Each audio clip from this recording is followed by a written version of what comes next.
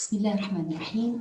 أشكر القائمين على هذا اللقاء العالمي الممتع والمتميز والرائع الذي يرنو الحفاظ على الذاكرة ونقلها من أجل إغناء متبادل ووحدة الفكرة بالرابطة المحمدية للعلماء. دأبت منذ سنوات طويلة على ترسيخ قيم التسامح والتعارف واحترام الآخر، وقد عملنا على نقل هذه القيم المتواترة لأجيال الغد من خلال تجربة دامت أكثر من عقد من الزمن، غطت ربوع المملكة بمعية مجموعة من الناشئة، وتجدر الإشارة إلى أن هذه التكوينات المتنوعة كانت تهدف إلى وما زالت تهدف إلى بناء قدرات وإمكانات الأطفال واليافعين والشباب ذكورا وإناثا في مختلف المجالات، خصوصا منها المجال النفسي والوجداني والعقلي، حيث تعتمد الوحدة على تقوية الحس النقدي والتحليلي وكذلك الإبداعي والتركيبي من أجل فهم عميق لسياقنا المعاصر من خلال اعتماد وسائل متنوعة، نذكر منها على سبيل المثال للحصر التلعيب والزيارات الميدانية وغيرها. ولن أطيل عليكم، فاليوم نحن مع شبابنا رجال الغد نعيش امتداد ومستقبل ذاكرتنا التي هي موضوع هذا اللقاء الكبير، لأنهم هم الذين سيغنون هذه الذاكرة الحية، ذاكرة العيش المشترك بين مختلف الديانات، والتي ولله الحمد تميز المملكة المغربية الشريفة تحت لواء إمارة المؤمنين. وشكرا جزيلا لكم. Je tiens tout d'abord à remercier Rabita Mohammedia Ulama pour l'invitation. C'est un honneur et un privilège de me retrouver parmi vous aujourd'hui et surtout de parler sur cette thématique, la mémoire pour ancrer l'altérité.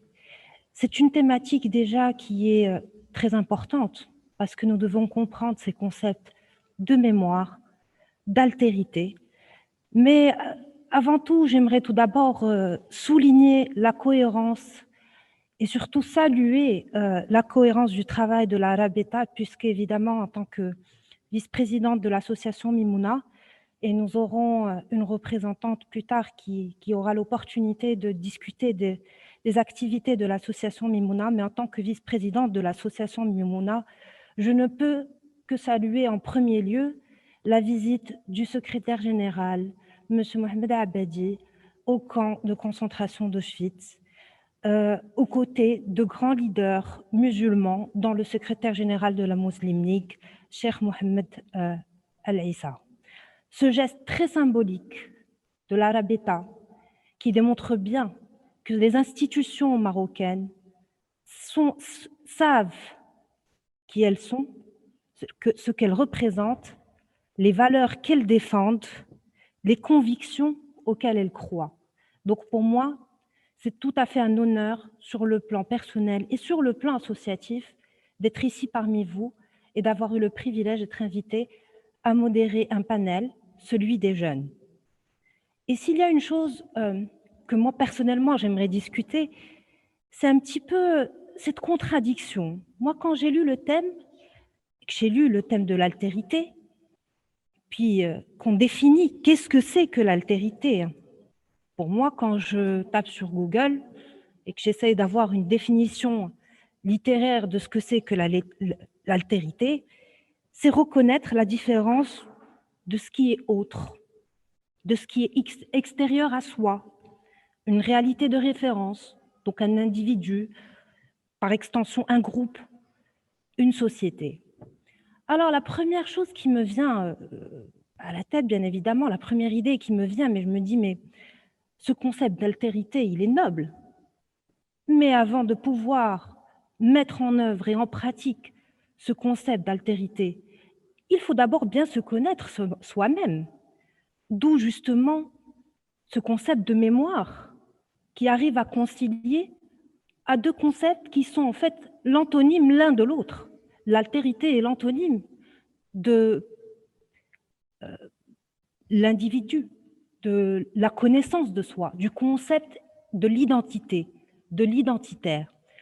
Nous, en tant que société civile, nous souhaitons accompagner le changement sociétal, parce qu'il y aura toujours un changement.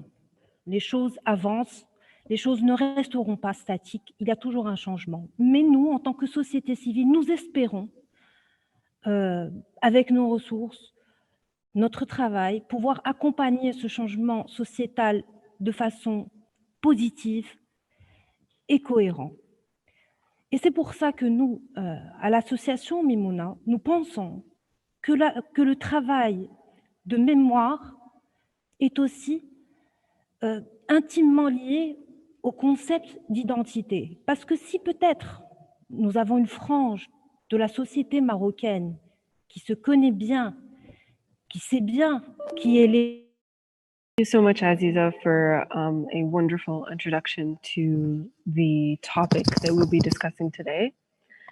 I'm Jihad Bini Musa, I'm a psychologist, and I'm deeply interested in this topic because of its link to identity. When we think about memory in the collective sense, it is deeply linked to how we understand ourselves and how we understand who we are in order to be deeply rooted in the way that we interact with others and we interact with the world. When we are deeply rooted, we interact with others from a place of consciousness. We interact with others from a place of deep understanding, of a desire to listen, and a capacity to do so. Therefore, examining our collective memory is not only a way in which we understand our collective humanity, but it's also one in which it's also one through which we can move from automatic reactions to conscious and collective responses. So with that, I want to listen today and I want to learn from our young people who are with us in this session. And therefore, I won't take longer in this introduction and I will move directly to hearing from some of our participants today. So first we have Marwa Sharqawi from Association Mimouna, who will be speaking and sharing her thoughts on this deeply important topic.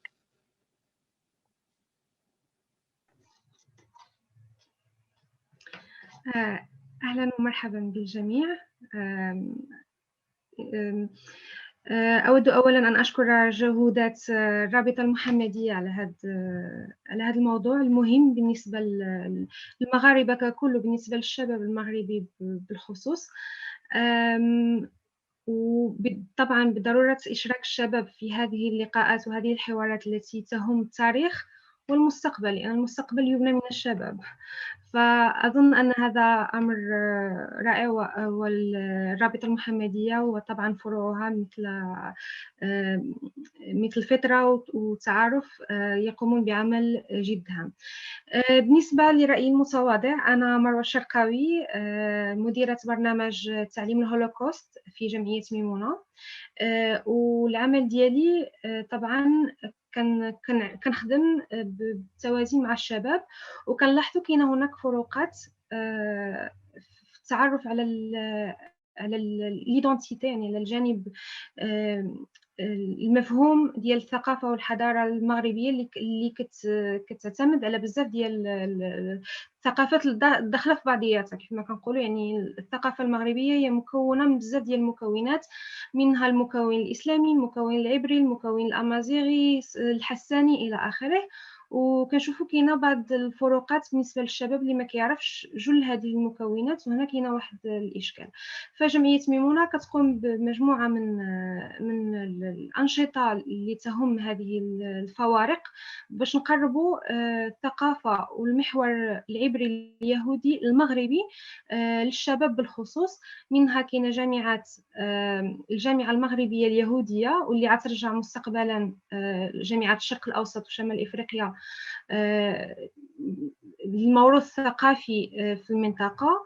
وطبعا كاينه عدة برامج أخرى اللي كنقوموا بها ما نطلش عليكم بزاف بالنسبه لهاد البرامج، وغنهضر فقط على الراي ديالي بخصوص هذا الموضوع ديال الحفاظ على الموروث الثقافي،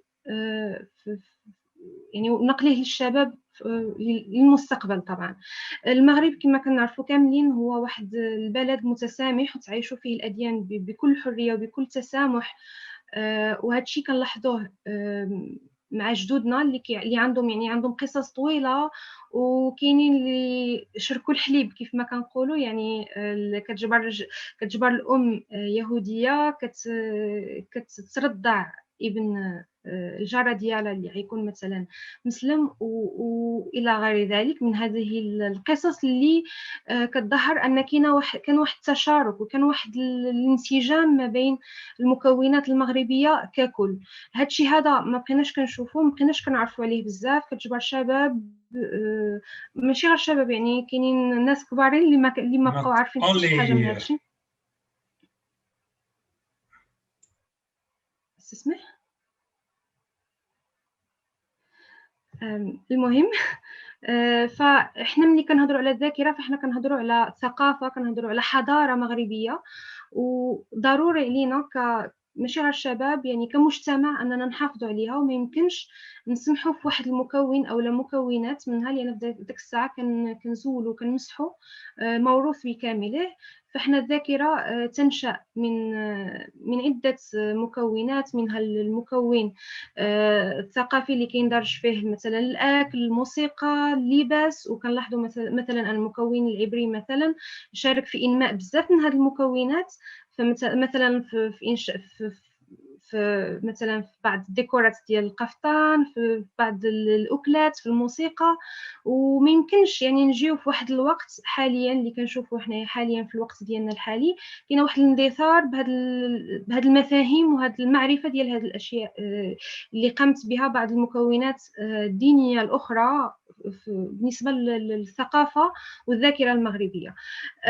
والاستاذ العبادي هدار في خلال الندوه، في خلال هذه الندوات هادو، وهدار على كيفاش يمكننا اننا ندخلوا الرقمنه في التعليم وتعريف بهذا الموروث الثقافي ككامل، يعني الذاكره الثقافيه المغربيه، ونحافظوا عليها. فاحنا غالبا ما كنساو ان كاين ازيد من 80% من الشباب المغربي اللي كيستخدم مواقع التواصل الاجتماعي، ومن خلاله يمكننا نرسلوا رسائل، يمكننا نرسلوا دروس عبر هذه مواقع التواصل، ما نخليوهاش فقط مجال ديال يعني مكان للمهرجة والضحك واللعب. لا، يمكننا نرسلوا عبرها دروس، وماشي بالضروره دروس يعني محاضرات وندوات، لا، وانما يمكننا نعدلوا له مثلا قصص اللي تحافظ على هذا الموروث الثقافي.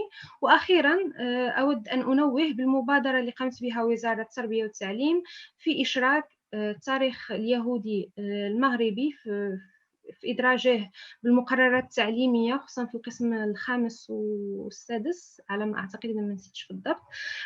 وطبعا مكونات أخرى منها مثلا المكون الحساني، وهذا هيجعل أن الجيل الصاعد يفهم بأن كاين مكونات متعددة، المكون الذاكرة المغربية ككل، وهذا شيء مهم جدا.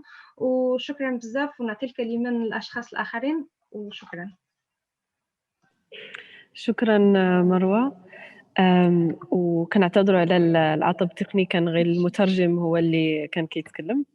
إذا نمروا دابا لسي عثمان مازين من أسوسياسيون موغاجان. Bonjour à tous. Tout d'abord, je tiens à vous remercier pour cette initiative. Je m'appelle Atelier Avenir, je suis militant associatif et culturel.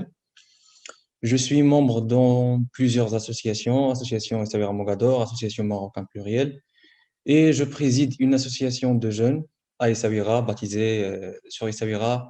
C'est l'association Moga Jeunes. C'est une association qui regroupe une dizaine de jeunes souris qui partagent une vision commune, qui s'articule autour de l'importance de la participation des jeunes pour assurer un changement favorable et nécessaire pour notre ville Essaouira et pour le Maroc en général.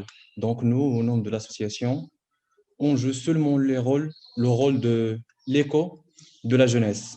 Une jeunesse talenteuse, une jeunesse créative, une jeunesse militante.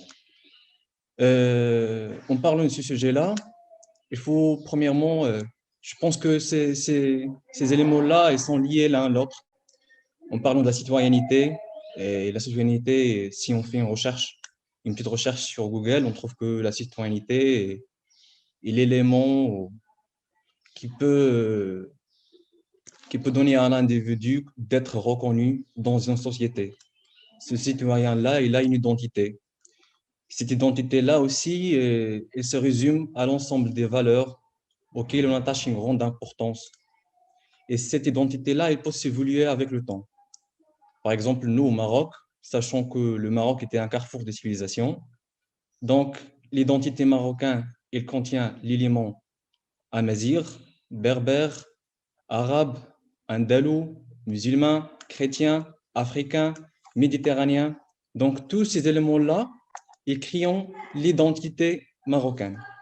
Et quand on parle aussi de l'altérité était positivement vécue au Maroc, de le sens profond de mots. Il n'était pas un vain mot, il n'était pas un geste anodin. Et aujourd'hui, je pense alors, premièrement, on a réalisé à réserver et à préserver cette mémoire. Maintenant, on passe à la transmettre. Et je pense pour transmettre cette mémoire, il n'y a pas une autre voie, une autre solution que celle de la culture. En donnant les exemples, par exemple, ici à Essaouira, l'association Essaouira Mogador organise depuis 17 ans, organise chaque année le festival des Andalousies Atlantiques, un événement culturel. Et c'est le seul rendez-vous, et c'est le seul festival au monde où l'islam et le judaïsme se donnent rendez-vous pour danser ensemble, pour chanter ensemble et pour échanger ensemble. Je vois aussi que dans d'autres associations, par exemple le Marocain Pluriel, il organise chaque année un ftour pluriel. C'est cette fête religieuse musulmane dont la rupture de Jeunes. L'association organise ce ftour-là qui regroupe les musulmans, juifs et chrétiens afin d'échanger, afin d'y rencontrer et afin de changer les avis. Et nous aussi, au sein de notre association, nous organisons des activités comme ça, culturelles. Et surtout, il faut insister sur la culture de proximité. Par exemple, nous avons déjà organisé, on a planté un olivier devant la synagogue, ici à Essaouira, la synagogue Notre-Dame de l'Assomption, et à la Zawiya, la mosquée de la Zawiya, et aussi à la synagogue Simon Hatia. Donc, nous étions avec nos compatriotes d'autres confessions, nos compatriotes juifs, nos compatriotes chrétiens, afin d'échanger, afin d'y rencontrer, afin de connaître l'un l'autre. Aujourd'hui, pour transmettre cette mémoire, je pense que la seule voie, comme j'avais dit, c'est la voie de la culture de proximité. Et c'est maintenant cette génération créative et innovante.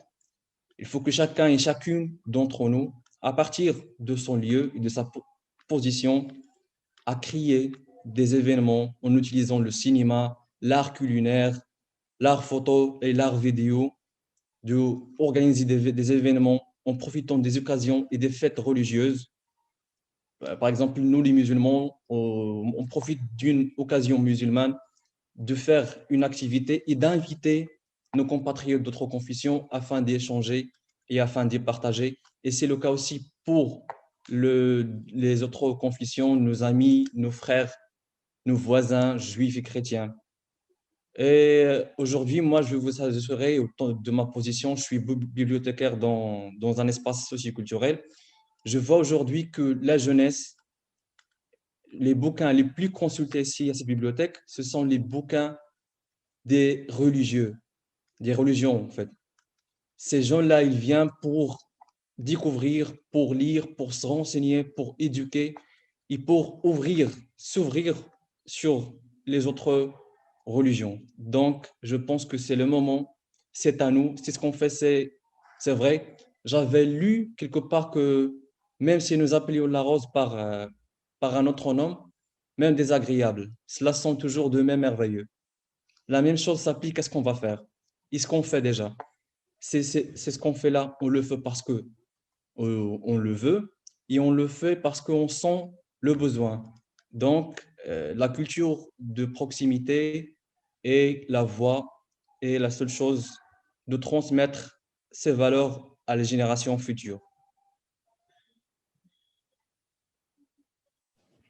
شكرا شكرا عثمان على مشاركتنا الدور ديال الفن في مشاركة هذا التاريخ ما بين الأديان. نمروا دابا لمشاركة فتيحة غازي من سونتر فترة من الرابطة المحمدية للعلماء. السلام عليكم كل شيء. كانوا المداخلات اللي قبل مني زوينين بزاف، وعبر متابعة هذا المؤتمر من هاد اليومين الاخرين قدرت انني نشوف بزاف ديال لي بروفيسور بلوفا. شفت مشاركة تاع بزاف ديال لي زيكسبير وديال لي بروفيسور. نقدر نقلب بالانجلي. Actually, I think that from what I've seen in these last days throughout this conference, this e-conference, I have realized that a strong identity can only be the most efficient immunity against any extremist radicalization. And this strong identity can only be built when based on a consistent and coherent collective memory. We can build a consistent, coherent memory by, first of all, encouraging any historical research and by protecting our material, tangible heritage from being stolen and illegally trafficked, as mentioned in the last day, and also by protecting it from being damaged either by natural or human resources, human causes. And the same goes for our intangible heritage of stories, myths, expressions, skills, and we must first of all ensure its transfer and its survival, whether it's by the traditional way of transferring it through family bonds or from one generation to another, from the previous boomer generation, for example, to the current Gen Z and millennial generations. But I also, as previously mentioned, think that we should focus more on the digital transmission of our intangible heritage. As we all know, the internet does not forget. And so having this digital memory, digital collective memory, will be a more sure way of ensuring that all our heritage will be kept and will be safely transmitted to all the next generations to come. On top of that, I would like to also add that as a Moroccan teenager, I have been a very active witness of how we as youngsters are shaping our own modern identity through what we can call, through taking all what we think makes a Moroccan a true Moroccan, whether it's the Arabo-Berber heritage, whether it's the football mania, our folklore music, our traditional food. We took all these components that make our identity true and somehow try to connect them to make our current identity. I think that even though it's a very beautiful thing to see we youngsters being proud of our identity, it still lacks a lot of depth, a lot of historical depth, and a lot of knowledge.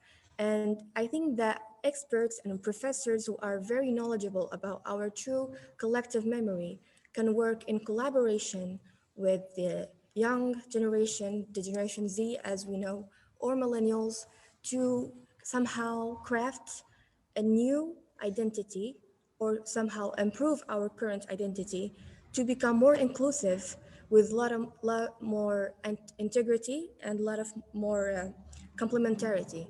I think that by taking all that constructs Moroccan identity from whether it's the African, sub-Saharan elements, whether it's the Amazigh, Sahrawi, Arab, Andalusi, Mediterranean components, if we take all of those together and work to somehow craft our new identity, It will ensure that we as youngsters will grow in a very inclusive environment. And this can also go beyond simple research and simple conversations to even be integral in our media and in our mainstream pop culture through our representation, whether it's in TV shows, whether it's in YouTuber influencers. I think that taking this work of identity and taking it even further throughout pop culture will ensure all generations, all Moroccan generations, to be very knowledgeable about their identity. Thank you. Thank you so much فاتحة. شكرا لمشاركتنا هذا النداء أن نتعلموا التاريخ ديالنا ديال الثقافات ديالنا باش يكون عندنا واحد كما ذكرتي واحد depth الايدنتيتي. غنمروا دابا لمشاركة حمزة إدريسي من سونتر الفطرة. Hi everyone, I'm Hamza Idriasi, leader at the Al-Fitra University of Arabic Mohammed Zulama. I'm glad to be here with you today. I can't raise my voice more than that, I'm sorry, but I think it's good. Well, I want to thank Mr. Ahmed Abdadi for giving us this opportunity as youth to talk about many subjects as we want without limit. Thanks also to Miss Aisha Haddou and Miss Aziza Bzami, the first leader of Al-Fitra Unity. And thanks to all the other participants today. For subjects of today, preserving the collective memory and transfer it, I think it's really important because it's necessary to preserve our collective memory if we want to preserve our identity. It's the proof of our history, of the human memory. As it said before, if we lose it, we will be anything they say that we are. And we can't say the opposite because we don't have a proof. Also, the collective memory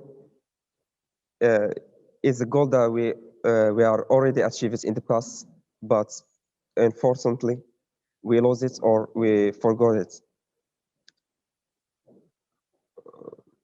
For this, we need to work on to achieve it again. And also, every start need a base or a path.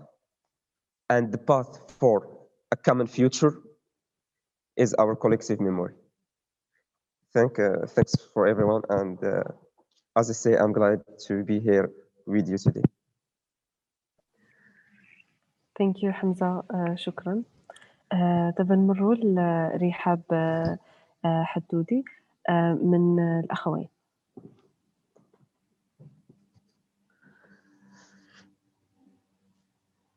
Thank you so much. I hope you can hear me well. So my name is Rihab Hadhoudi. I am a senior student at Al-Akhawain University in Ifran. I am here representing the Interfaith Alliance, l'Alliance Interreligieuse, which I can sum up would be my favorite club ever. As a matter of fact, I joined the Interfaith Alliance practically in my first day in AUI. So my first day in college wasn't really marked by me starting my major as much as it was marked by me starting this journey of getting to know this amazing world of interreligious compassion, solidarity, and understanding. The Interfaith Alliance has been a key pillar, I believe, in the extracurricular nature of the Al-Akhawain University's campus. I am, as a senior now, this is practically my 4th year, and every semester it has been the most active organization for students on so many levels. It had this very deep, but at the same time fun of communicating complex and complicated issues religiously and spiritually, and sometimes even politically, I would say, in a very, very simple and transparent way, which has mended the road for students, faculty, and guests alike to share their opinions in an understanding environment. So I believe that my experience with the Interfaith Alliance definitely made me a more understanding person and also more open, less judgmental, because let's face it, growing up in a conservative environment did come with lots of biases that I had to actively learn how to overcome. And also, it's very relevant to state that the late King Hassan II wrote in the Royal Dahir that Al Akhawan University was created um, with to be a place of dialogue and encounter between Muslims, Christians, and Jews. And I believe that as an addition from my personal experience, that the Interfaith Alliance did not limit itself to the Abrahamic religions solely. We actually had discussions and guests from all kinds of religious and spiritual backgrounds. And it only made this experience and this journey with this amazing club much richer, and it gave it, I would say, more depth and more just it really embodied the fact that understanding doesn't mean that you will only go with the notions or with the cultures or with the religions that are the closest to yours, but also that you must try and do your best to transcend those limitations and encompass as many people as possible, because that's how we get over the concept of otherness. We stop seeing the other as such by relating to them. And lastly, on my part, I would say that in the film on Tumlilin that we saw, Professor Habib Samarkandi said that was the role Tumlilin played. And I am very proud. I felt very represented and proud when I heard those words, because throughout the screening and throughout the past 2 days of the webinar, that was how I reflected about the Interfaith Alliance. I was like, yes, this is exactly what we are already doing. And I think it's very important to keep that in mind, because the Interfaith Alliance proves that this is not impossible, that this is not hard, and most importantly, that this organization, which is led by students for students,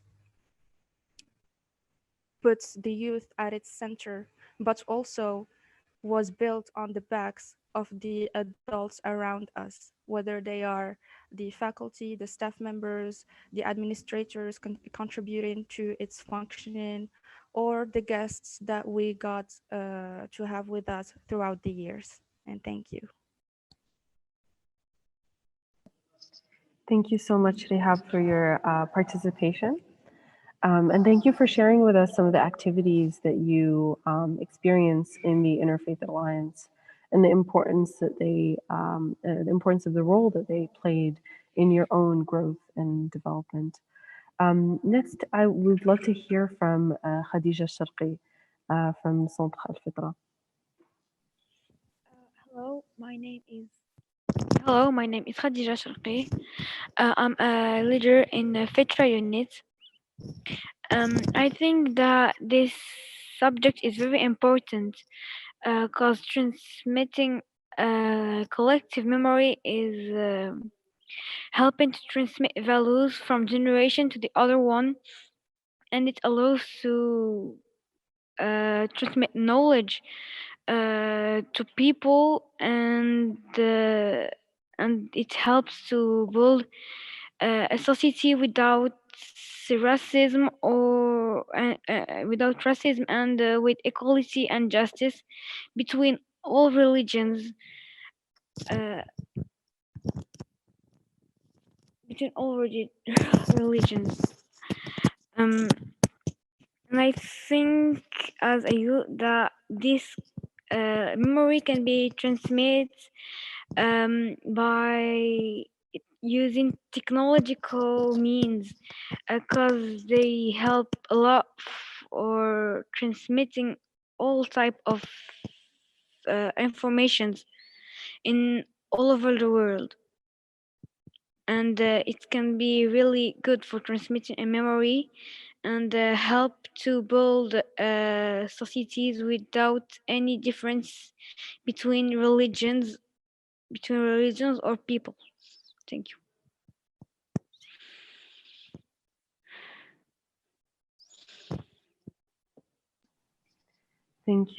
Thank you so much, Khadija, for your participation and for this dream of what society can look like with this form of equality. I'd love to hear next from Hajiba Boumasman from Fondation Haute Atlas. السلام عليكم. وعليكم السلام. تفضلي. دونك الصوت مزيان بعدا؟ كنسمعك مزيان. دونك أول حاجة السلام عليكم.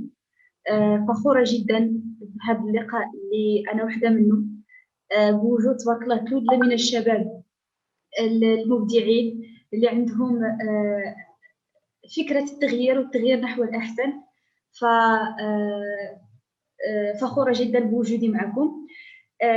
حقا هذا الموضوع ديال الذاكرة هو موضوع جد مهم، خاصة في هذه الآونة الأخيرة كنلاحظوا بلي هذا الجيل الصاعد قلما يهتم بمسألة الذاكرة. شخصيا أرى أن الذاكرة هي الهوية، وهوية أي بلد كتعتمد على الذاكرة ديالو. فمن الواجب علينا أنه نحييو صلة الوصل ديالنا مع الذاكرة ديالنا. جاء على لسان السيدة عائشة حدوش أنه إلا ما كانش عندنا واحد الترابط وما كانش عندنا واحد الصلة تواصل مع الذاكرة ديالنا، فكيفاش تقدر توصل لهذا الجيل القادم؟ أريد أن أقول في هذا الصدد هذا أنه من بين الأشياء اللي غادي تخلي الذاكرة محفوظة وهذا التنوع الثقافي تبارك الله اللي عندنا في المغرب محفوظ وما يتلاشاش مع الوقت ويقدر ويبقى كما تنقولوا ذاكرة مستدامة كيف ما وصلتنا حنايا توصل الأجيال اللي غاد المستقبل. خاصنا نخلقوا مشاريع اللي كتجمع ما بين اللي كتجمع وكتحافظ على هذا التنوع. في هذا الصدد بغيت نذكر التجربة ديالي مع مؤسسة الأطلس الكبير، والتجربة ديالي صغيرة جدا يعني كتقتصر على سنة ولكن خديت منها بزاف. يعني حاليا كنشتغل معهم كمسيرة مشاتل اللي كدير إنتاج تاع الأشجار المثمرة العضوية. هاد المشاتل هذه جات عن طريق شراكات بطبيعة الحال هي دولية ووطنية، من بين الشراكات اللي دايرين مع الطائفة اليهودية المغربية. فمن بين هاد المشاتل يعني تبارك الله اللي كان كل سنة كتخرج على ما يزيد يعني 150,000 شتلة مثمرة للفلاح الصغير، فهي جات بثمرة شراكة ما بين مسلمين مغاربة ويهود مغاربة. يعني هذا المشروع كنلاحظ أنه كيوطد الصلة وكيوطد العلاقة اللي كاينة ما بين المسلمين وبين اليهود المغاربة. وهذا المشتل عبارة عن مشروع مستدام غادي يبقى يعني 100 سنة 200 سنة. يعني الأجيال القادمة ملي غادي تجي تشوف شنو هي الحكاية ديال الإنشاء ديال هذا المشتل هذه غادي تعرف بلي أنه جاء عن طريق شراكة ما بين طائفتين، واحدة مسلمة والأخرى يهودية في المغرب. وبالتالي نكونوا عن طريق هذا المشروع البسيط نكونوا حافظنا على تنوع وعلى هذه الذاكرة اللي الحمد لله كتعتز بها المملكة المغربية. يعني النقطة الثانية اللي أشاروا لها الإخوان سابقا يعني فاش تعطتهم الكلمة، يعني الدور ديال عالم الرقمنة في الحفاظ على هذه الذاكرة.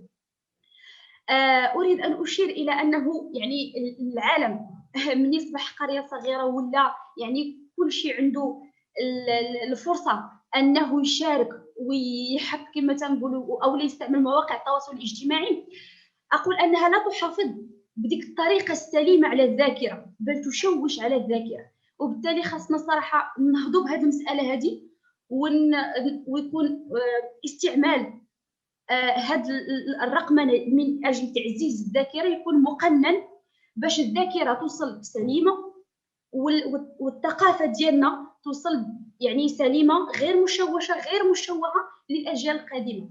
يعني العالم الرقمنة كيساعد على الحفاظ على الذاكرة، ولكن اللي كنأكد عليه غير توصل بطريقة سليمة وما يكونش فيها التشويش.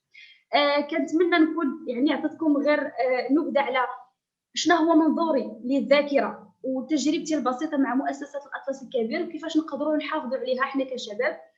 ونعطي فرصة للإخوان ديالي اللي غادي يجيو من ورايا ونستمعوا لهم. شكرا بزاف. شكرا بزاف حجيبة على هذه المشاركة المهمة، على هذه الملاحظة على المجال ديال الرقمنة والقدرة ديالو على التشويش، وأيضا على هذا المشروع ديال المشت اللي نتمنى أنه يستمر بمستقبل طويل.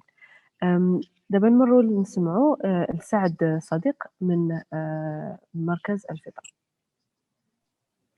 Hello everyone. I am Saad Sadiq. I'm leader in Unity Al-Fitra, and I'm very happy to be here. And I hope it's a good conference. So the topic of transfer collective memory is important, and accepting the other is very, very important, because the relationship entre Muslims and different religion starts in many years.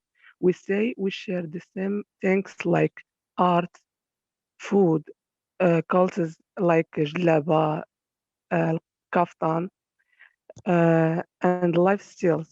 So we are the youth, we respect the other religion. Thank you so much, Saad, for your participation. We will now pass to hearing from Selma Belghiti from Association Cinéastes Sans Frontières. Donc, bonjour tout le monde. Je suis Selma Belghiti, je suis cinéaste et lauréate d'une école de cinéma. Je suis impliquée à ce titre dans l'association Cinéastes Sans Frontières, une organisation franco-canadienne présente au Maroc pour réaliser un projet qui s'appelle Inspiring. Donc, je vous remercie de nous avoir invités à vos travaux.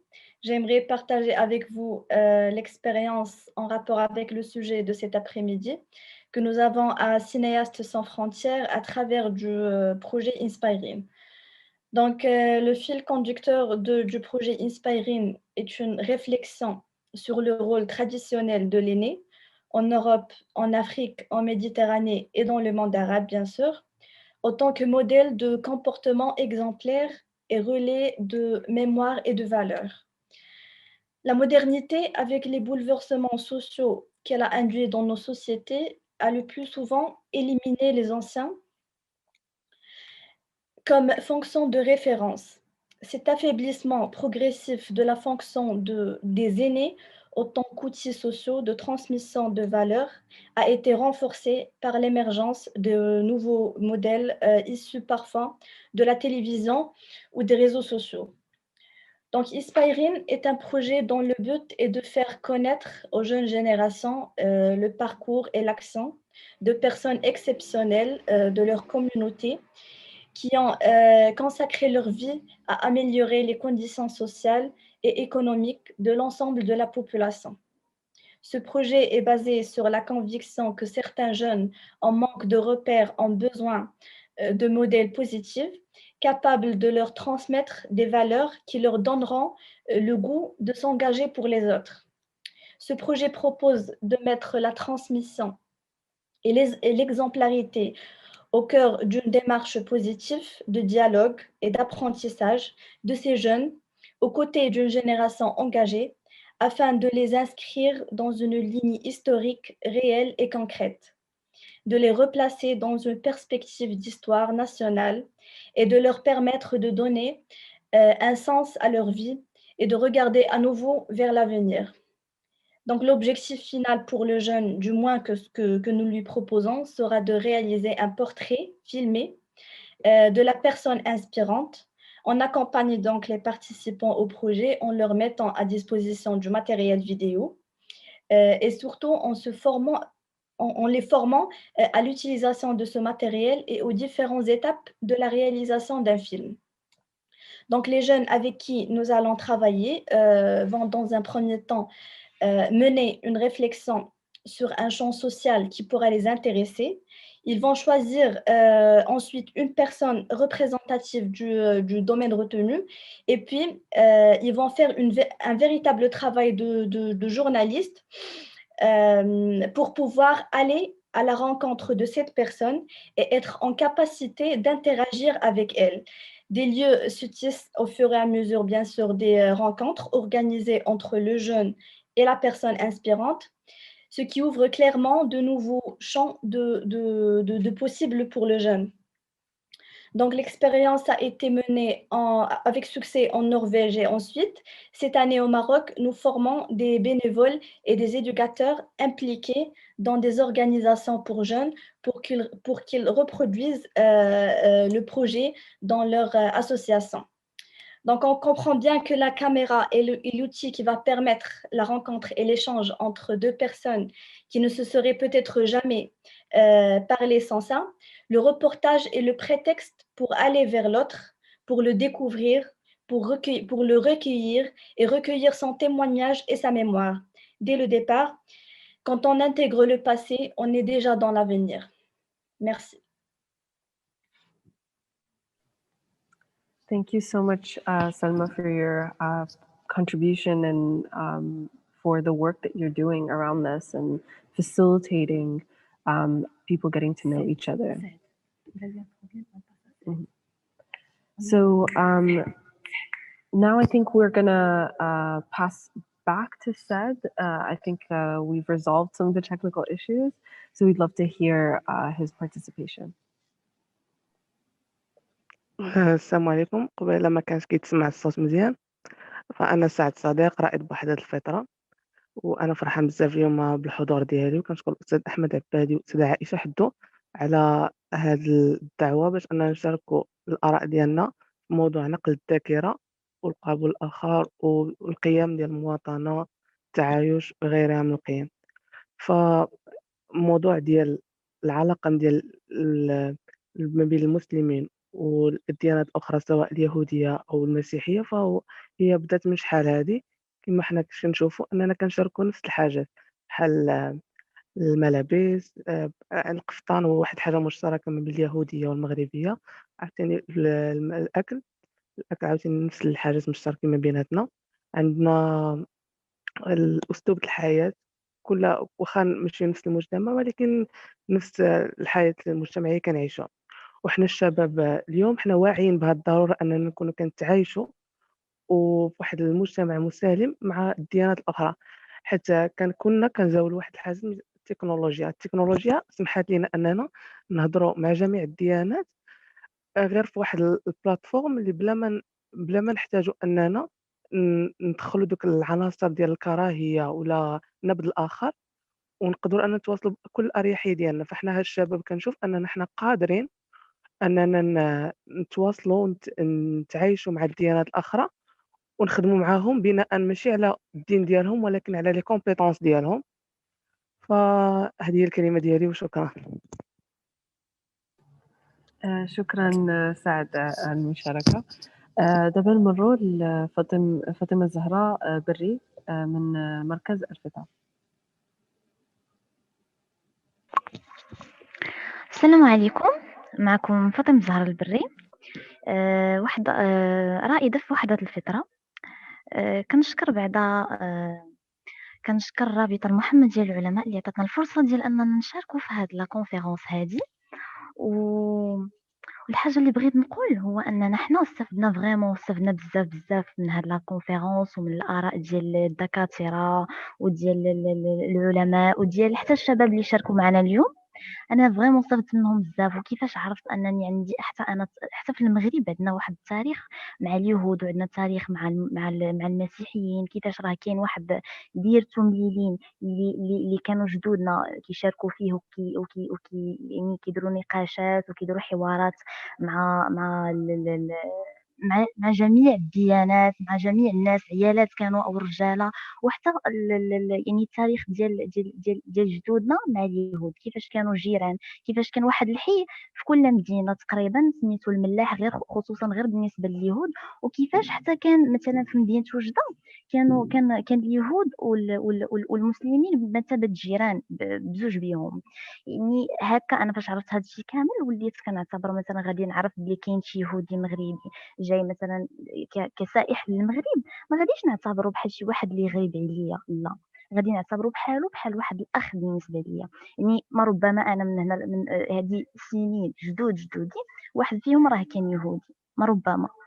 دونك بحال هكا غادي فريمون غادي نكون كنعتبر كل واحد منهم راه بحالو بحال اي واحد كنشوفو هنا، بحال اي واحد كيسكن معايا في لو كارتي ديالي.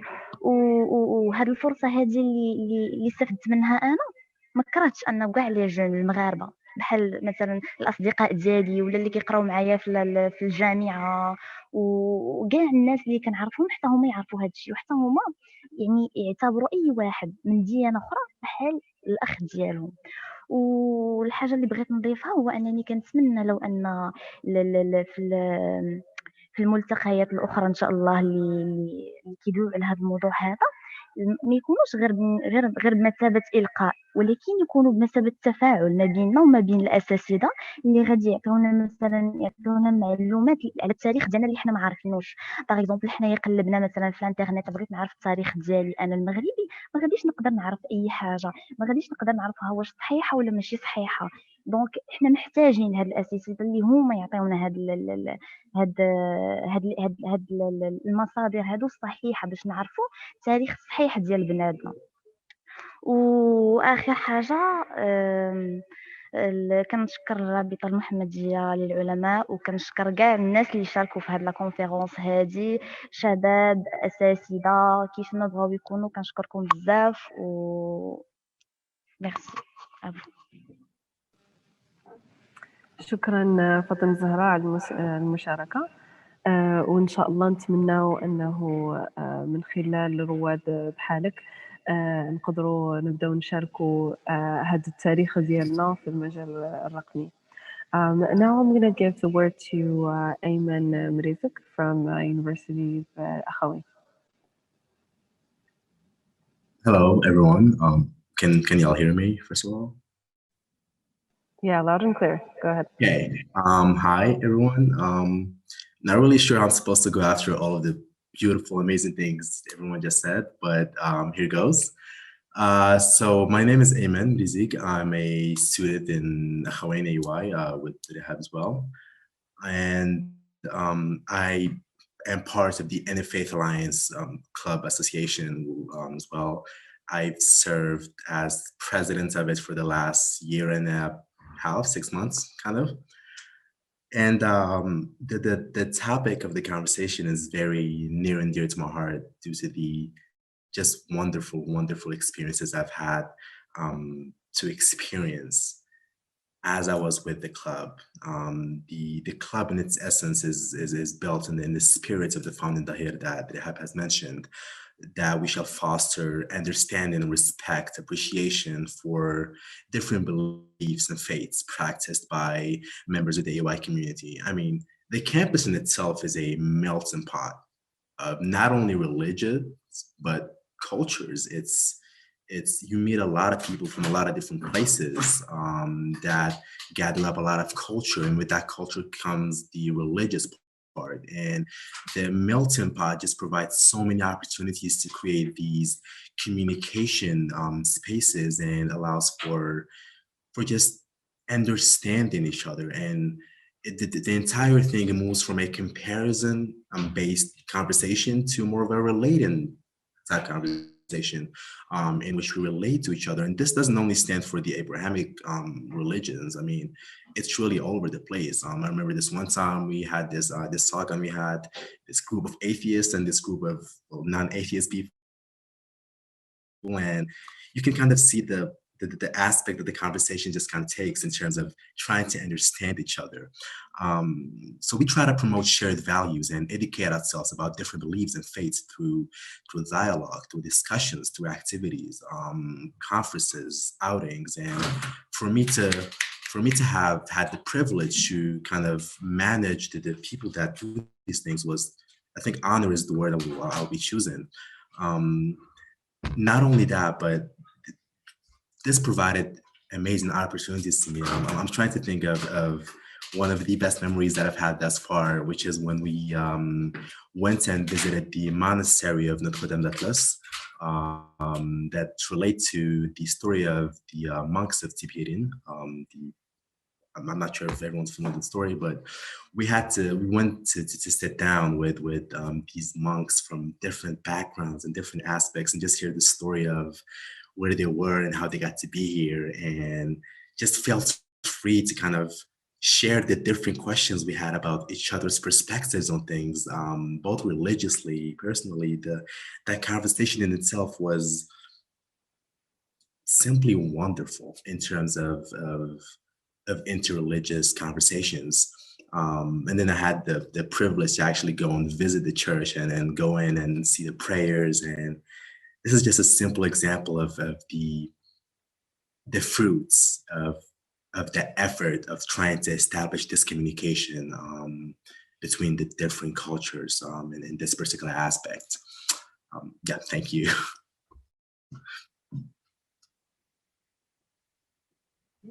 Thank you so much, Ayman, for your contribution and for sharing this really important notion of moving from comparison to relating to each other, and the way that experiences play a role in that.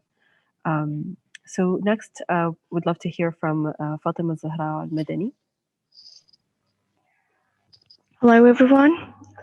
I'm Fatima Zahra Al-Madani, and I'm a leader from Atelier Avenir.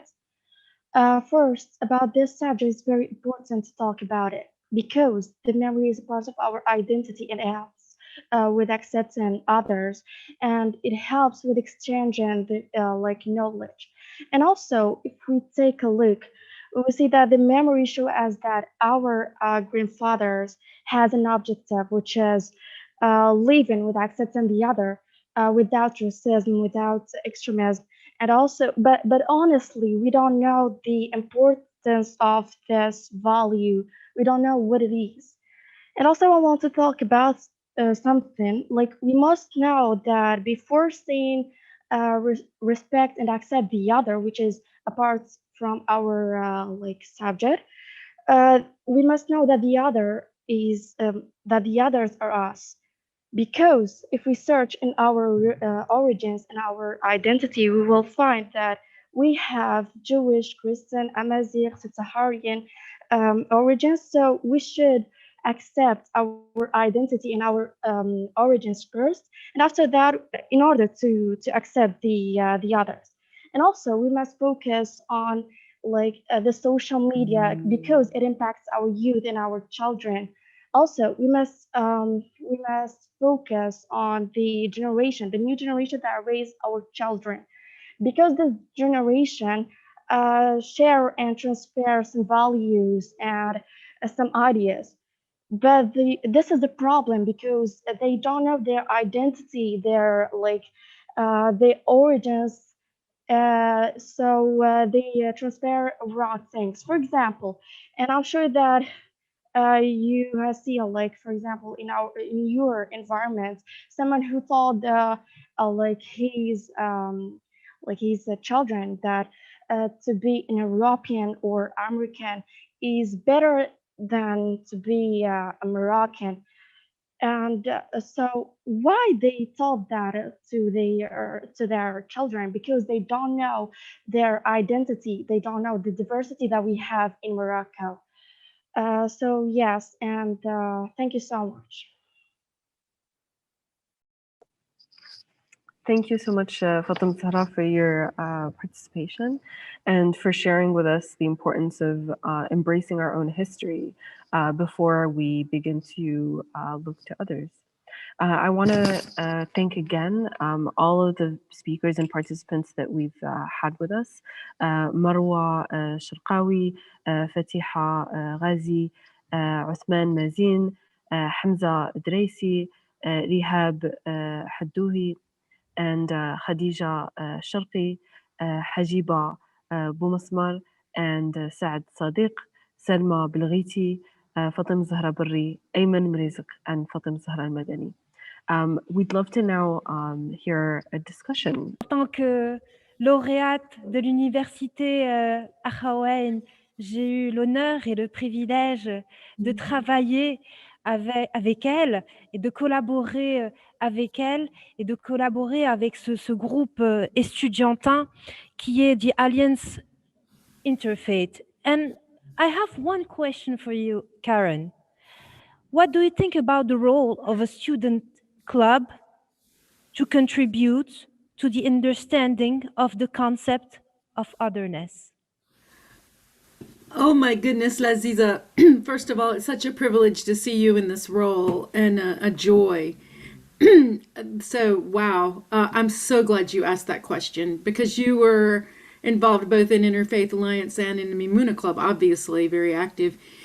I think student clubs are the way to go in transmitting this commitment to openness, to people who believe differently from us, and to connecting with those who come from different faith traditions, but who share our common humanity and our common concerns, and who are spiritually brothers and sisters. I mean, you discover that working together side by side in something like a student club.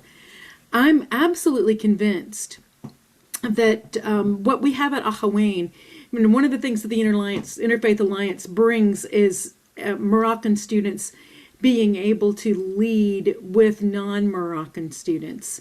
Together, we've had officers who are Moroccan and co-officers who are non-Moroccan coordinating events.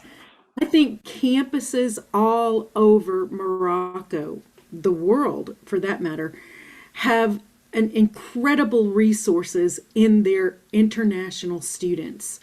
And I would strongly encourage, I guess, higher education. Our former Akhawain president is now in the head of higher education in Morocco, Idrissa Aouisha. I would encourage campuses across Morocco to allow students to organize into clubs for the promotion of better understanding and appreciation of people of other faiths and traditions, and do exactly the kinds of things that we get to do. Doing, first of all, just the relational activities together where you answer questions with each other, and going on trips together to experience things together. I think the sub-Saharan African student presence in Morocco is very significant, and the majority of sub-Saharan African students actually are not Muslim, are Christian in this country, and that's a resource that I think we need to draw on to discover this other Christian tradition, because we not only have our Moroccan heritage here, we are also part of Africa. And it's something that His Majesty Mohammed VI has been very active in doing, is helping Morocco to connect to the rest of the continent. I think promoting dialogue and encounter and using the resource that is our African students is something that we haven't yet figured out how to do largely. And I'd sure be willing to help work on that at a larger level than just our local Akhawain community. We are in need of being proactive in creating structures that will allow our young people to have experiences that shape their future, their ways of interacting and becoming global citizens, knowing their Moroccan identity, being proud of their Moroccan identity, which is plural, which is multicultural, and knowing, therefore, being able to have a place in the world where they can listen to others, not feeling inferior in any way, but being proud, and therefore confident, not being threatened by others' positions and perspectives. So yes, Laziza, let's make interfaith clubs happen all over Morocco and count me in. Well, thank you, Karen, for this beautiful presentation and for highlighting how bonding through, collaborative work experience can be very important for different individuals, different young students, to get to know each other in a genuine manner and to get to discover the other in a very genuine way and understand each other in a very genuine way. So thank you very much for your presentation. Alors, j'aimerais revenir sur ma question puisque Madame Elhinine est finalement connectée avec nous, donc sur cette question qui a un peu cet aspect psychologique. Donc je dirais comment ce concept de mémoire peut être thérapeutique pour concilier ou pour s'approprier son identité et donc mieux la comprendre et donc comment mieux s'ancrer, mieux comprendre comment mieux s'ancrer dans les vertus de l'altérité. Thank you so much, Aziza, for your question. So when we talk about conveying memory, and especially collective memory, it's really down to its core a collection of stories that are being told throughout the years and that are being transmitted to our current generation, and that we are just going to somehow rework and convey to the next generation. There is this really interesting concept by an American sociologist called Elise Boulding. She says that we live in a 200-year present. And what she means by that is, I'm going to ask you to think of who is the oldest person that you know now in your life. So go back to the time that you were born. Who was that oldest person that ever held you? And that person, try to go back to their birth date, perhaps around 1930s, 20s, 40s, or so on. And think about a couple of years from now, or the youngest person in your current environment that you can talk to right now, and then perhaps 80 years from now, if they live that long, when you calculate all of these years, that's roughly 200 years. And so the lives and the thoughts and the minds that we touch with our personal lives span over 200 years. So our personal story, just our memory, is there and lives on for 200 years. Now, without us, necessarily putting out a book or like conveying our stories in any other way. And to go back to kind of that therapeutic factor and how we try to anchor our identities in that collective memory is we take on all of these stories from previous generations and we try to make sense of them, living in our current context, living in our current present, and then see what are the values, what are the things that those stories tell me about myself, because I am not just the product of my lifetime, but I come from the sum of everything. So instead of looking at identity as the starting point, perhaps we could start looking at it as the sum of everything that has been done before, and then also that continuity towards the next generations. And going back to the American sociologist, Elise Boulding, whose work I truly appreciate, she also talks about how all of us, young and old people, should have this ability to teach one another about,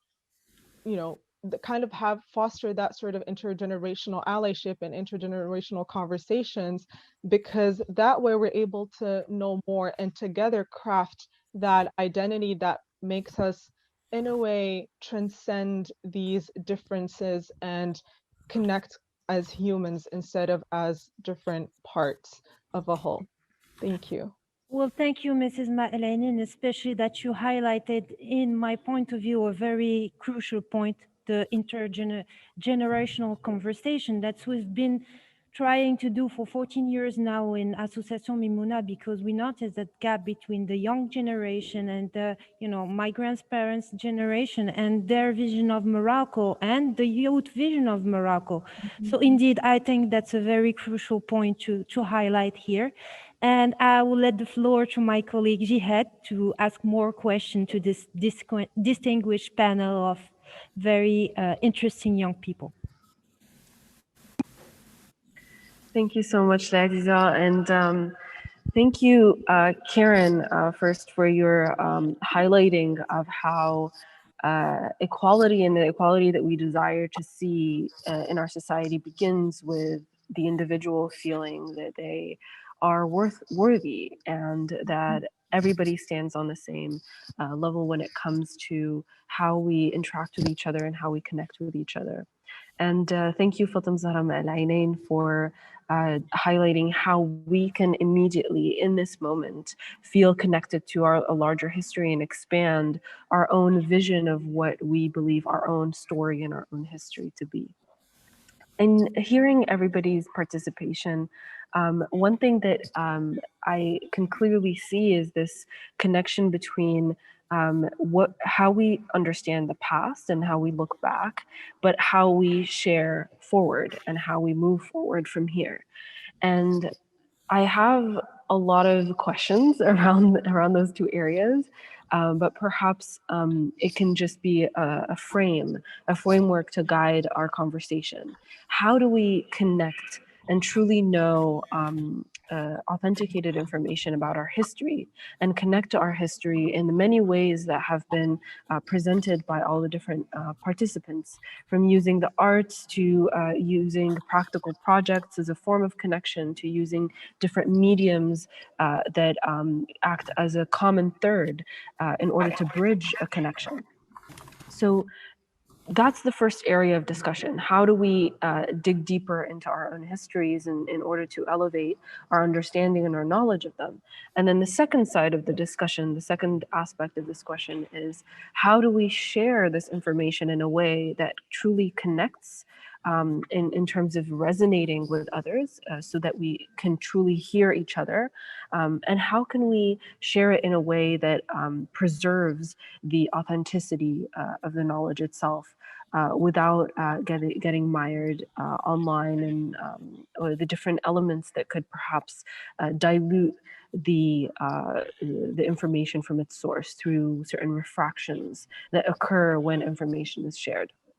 So those are kind of where my mind is at, what I'm thinking about now that I've heard everybody share. And so I want to open the floor for anybody who wants to contribute to that and add to that and move this conversation forward. And any of the listeners who would like to also leave a comment or a question to a particular panelist in the chat, feel welcome to do so.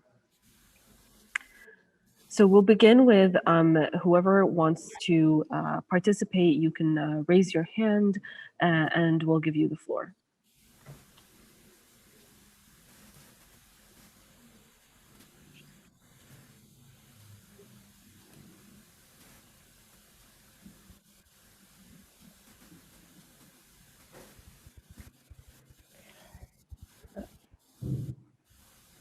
Alors, en attendant, donc, je propose peut-être de lire une des questions de notre auditoire, de notre audience, donc, que Madame Lamia Radi a posée, qui est: qu'est-ce que ces jeunes peuvent proposer comme outil numérique pour aider à transmettre la mémoire, comme l'a proposé l'association Mimouna?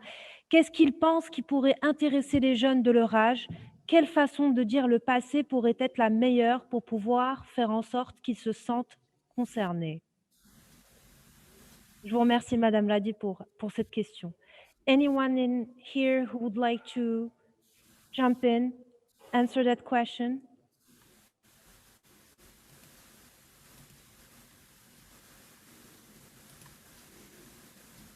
Yeah, Marwa, go ahead. بالنسبة لهذا السؤال اللي كيهم كيف يمكن للرقمنة أنها تساهم في الحفاظ على الذاكرة وتعريف الاشخاص طبعا الشباب بخصوص هذه الذاكره هذه، فكاين طرق بزاف منها اللي حنايا كنخدموا عليها في الجمعيه ديال ميمونه. خدمنا على واحد الفيديو سابقا اللي كان بموضوع الهولوكوست، وكنا جبنا دي تيمونياج ديال الناس اللي كانوا نجاو من المحرقه اليهوديه، وكان هذاك الفيديو ولا داك التيمونياج تقرب بزاف للشباب وفهموا نوعا ما ان كاين شنو وقع يعني من اشخاص اللي عايشين. فكاين بزاف ديال الطرق اللي يمكننا نخدموا عليها، خصوصا حاليا في وقتنا هذا راه كاينه بزاف ديال الطرق منها كما كنشوفوا سور انستغرام، فيسبوك، تيك توك، يوتيوب. يمكننا نخدموا على فيديوهات قصيره مثلا اللي كنقترحوا فيها مثلا تعريف بواحد المكون من المكونات المغربيه، يعني تقدر تكون انيميتد. كاينين بزاف ديال الناس اللي كيشتغلوا على هذا المجال ديال انيميتد سمول فيديوز اللي غيقدر يشرح بزاف ديال الحاجات ما بين دقيقه و30 ثانيه مثلا للشباب. وكيف ما كنعرفوا ان بزاف ديال الشباب كيستخدموا هاد لي زوتيل تكنولوجي حاليا بزاف، فهما يعني يعجبهم انهم يشوفوا واحد الفيديو قصير اللي عنده واحد الهدف اللي كيشرح واحد الحاجه مهمه في المنظور وفي الثقافه المغربيه كامله، وبها غنقدروا نحافظوا على واحد على الموروث الثقافي المغربي. وهاد الفيديوهات مثلا يقدروا يكونوا يعني نقدروا نستغلوا فيهم الرقمنه في الحفاظ على الموروث المغربي. يمكننا كذلك نستخدموا لي ميمز. الشباب كيعجبهم بزاف يشوفوا لي ميمز، واخا هي شي حاجه اللي كتضحك، ولكن حنا نقدروا نستخدموها مثلا بواحد المنظور اللي غيكون ثقافي نوعا ما. كاينه طبعا بزاف ديال الطرق اخرى اللي نقدروا نستخدموا بها كيف ما كذكر كارن دابا كنشوف كتكتب تيك توك. طبعا يعني نقدروا نتواصلوا مع المؤثرين الاجتماعيين. كنظن هذه اهم نقطه، هي اننا نستخدموا المؤثرين الاجتماعيين اللي كاينين بزاف عبر مواقع التواصل، ويقدروا بطرقهم انهم يوعيوا الناس عبر المواقع التواصل اللي كاينين حاليا. وكنظن بان الشباب غيعجبوهم هذه القضيه هذه، وغيحافظ هذا نوعا ما غيحافظ على الموروث الثقافي المغربي. شكرا. شكرا مروة. كانت ذكرت مدام حجيبة أنه في المشاركة ديالنا في هذه المواقع ديال التواصل الرقمية كما ذكرت مروة، أنه ممكن يكون واحد نوع من التشويش، ولكن كما شفنا عندنا شباب اللي هما رواد وباغيين يشاركوا في هذا الميكانيزم او في هذه الطريقه ديال المشاركه ديال التاريخ عبر الانترنت. فكيفاش كتظني انه ممكن يكون عندهم يتاح لهم الفرصه للقيام بهذا العمل، ولكن بالحفاظ على المعلومه انها تكون تبقى الغسوخ ديالها صاين، وما يكونش واحد التشويش على المعلومه؟ بالنسبه للتشويش على المعلومه ما كنظنش ان يعني اذا كاينه واحد المعلومه اللي غنشروها خصها تكون طبعا عندها كاينه بحث قبل منها، يعني كاينه واحد البحث، كاينه يعني واحد الموروث قبل منها. فهذا ما كنظنش انه غيجعل واحد التشويش على المعلومه. وطبعا كاين طرق اللي يمكن يستخدموها الشباب في التوصيل ديال المعلومات ديالهم. وكنعتقد ان اهم حاجه اللي يمكن ان نقدموها للشباب قبل ما انهم ينشروا هذه المعلومات هي التعلم ديال طرق نشر هذه المعلومه عبر مواقع التواصل الاجتماعي، وكيفيه استقبالها من الاشخاص الاخرين. فكيف ما كيعرف الجميع ان كاين بزاف ديال المجموعات اللي كتكون نوعا ما يعني ارهابيه او الى غير ذلك، كتعتمد على مواقع التواصل الاجتماعي وكتنشر الافكار ديالها بطرق سهله. يعني دغيا كيتم نشر هاد الطرق ديال هاد الافكار ديالها. فاذا قدمنا للشباب دورات تكوينيه مثلا في كيفاش انهم يقدروا يصنعوا محتوى اللي غيساهم في الحفاظ على الموروث الثقافي بواحد الطريقه اللي غتكون سلسه، بواحد الطريقه اللي غتكون مؤمنه، وواحد الطريقه اللي كاينه بحث قبل منها، يعني اللي كيحافظ على داك الافكار اللي كيقولوها هما، فغتكون فغيقدروا يقدموا هاد المحتوى بطريقه اللي ما يكونش كاينه تشويش. لان ملي كتكون المعلومه مضبوطه واخا يجي شي واحد يشوش، راه كاينه اثباتات، كاين مثلا صور من الارشيف، كاينه مثلا بحوث اللي كتدحض داك الافكار المشوشه اللي كتجي من الاشخاص الاخرين. شكرا شكرا. من قبل ما نمروا السؤال الآخر، بغيت غير نسأل سي عثمان مازين اللي عنده خبرة في العمل مع الشباب في هذا المجال. شنو كتظن أنه من الخبرة ديالك منين كيلقاو الشباب هاد المعلومات اللي كما ذكرت مدام مروة أنها كيكون موثوقة، ولكن حنا كما كنعرفوا الشباب دابا ولا البلاصه اللي كيمشيو ليها بشكل اولي هو الانترنت باش يلقاو المعلومه. اذا في التجربه ديالك فين ممكن ان تكون الشباب يشوفوا ويقلبوا على هذه المعلومات؟ انا جو بونس بلي الشباب يمكن لهم المعلومه، يمكن لهم يلقاو المعلومه من خلال تقريب ليهم لهذه المعلومه هذه. بحال مثلا في المكتبه ديال لا بيبليوتيك ديال دار الصواري عندنا مجموعه من الكتب اللي كتهضر على التاريخ، على التواجد اليهودي بالمغرب بالصويره مع المغرب اون جينيرال. دونك هاد الشباب اللي تيبيو يقلبوا على الانفورماسيون، اول حاجه تيجيو تيسولوا واش كاينين شي كتب اللي تيهضروا على هاد الحاجه هذه. مثلا حنا كنغوكوموندو لهم دوك لي بوكان اللي تيهضروا على هاد لي سوجي. دوكو هما تيشوفوا تيقراو، تيكونوا دي زيكريفان اللي كتبوا في 19 سيكل ولا في 18 سيكل. دونك هادشي ماشي مستجد، هادشي قديم بزاف، سي تري انسيان. عاوتاني ملي رونكونتر و سورتو انا غادي نعاود انسيستي على لا كولتور دو بروكسيميتي. ملي تنجيبوا الناس من مختلف لي زوتر كونفيسيون، ملي تنجيبوا تيكونوا حاضرين معنا، دونك تيكون ان ايشانج فاس ا فاس، تيكونوا حتى لي غريماس وحتى شي من تيهضر معاه تيكون ان ميساج لي كوريكت وان ميساج اللي كيوصل بحال هكا. تيكون لاكسي على لانفورماسيون اسوري وحقيقي 100%. شكرا. Thank you, Athman. One person here who has mentored a lot of young people in this kind of in-person activities is Karen Smith. So we'd love to hear from you, from your experience. What has that been like, and what has the process been that you've witnessed, the patterns that you've witnessed in how young people go from a place of just beginning to discover this sense of otherness and their unique identity, and how they can learn in a way that is grounded in factfulness? Yeah, another great question. Thank you, Jihad. I think one of the most important things is creating a climate of trust. Il faut cultiver un environnement de confiance. We've got people are afraid to say what they think. They're afraid that they'll be judged for saying what they think. And so we work hard to create an atmosphere where we say everyone will be respected, and we require that you therefore respect everyone in your answer. So cultivating that culture, and you can't just dictate it.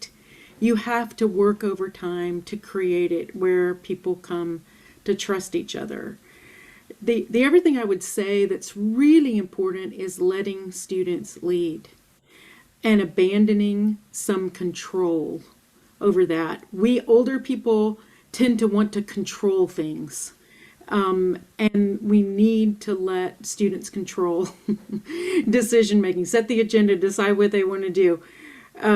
That's important, I think, in moving forward in overall in Morocco, is having opportunity for young people to actually be in leadership and be making decisions, and to be given to be empowered to make those decisions and act and take actions, and let that creates an intellectual and spiritual freedom that allows you to be creative. That would be my suggestion. Thank you so much, Karen. I'd love to hear from Rihab and Ayman as two people who have experienced that firsthand and have been given the opportunity to lead. What has that experience been like? And when you are now in a position to pass that on, to pass that practice on to other young people, how would you go about doing that?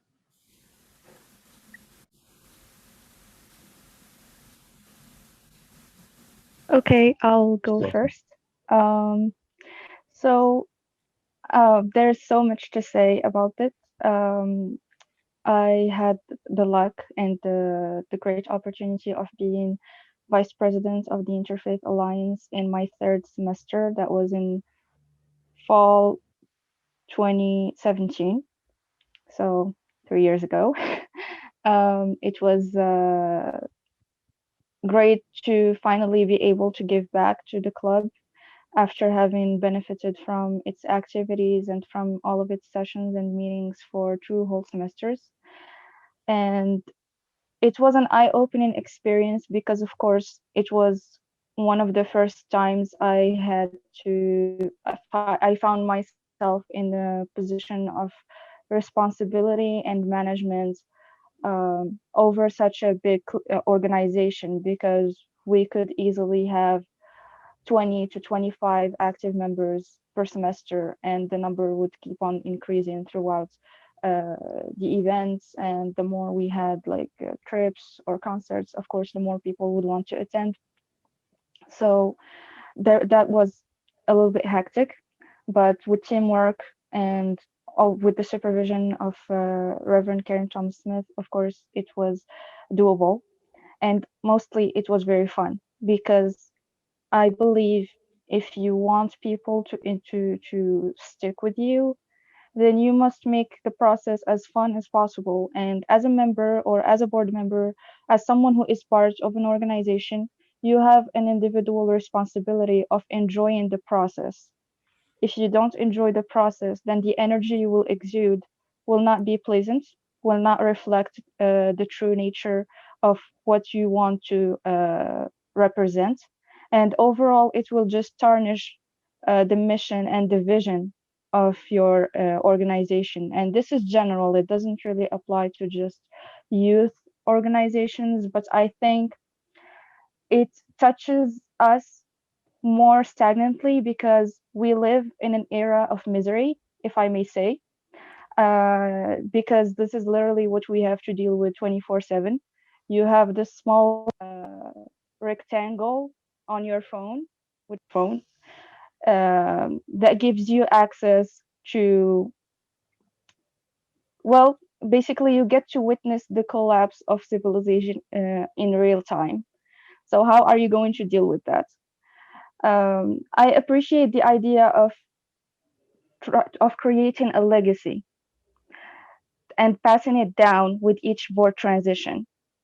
So in that process, you don't just transmit the technicalities of leading this organization. It's not just the paperwork or the positions, but it's also how the connectivity, how you connect with this mission, which is a very spiritual one, I believe.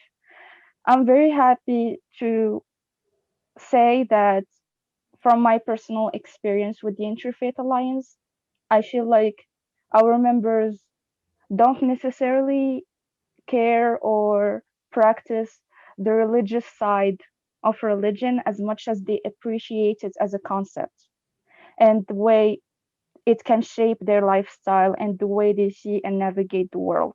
And I think that's very important, because you need that kind of positivity right now, and especially when you are young. And as I said, every news with every passing day tells you that your planet is about to die or something.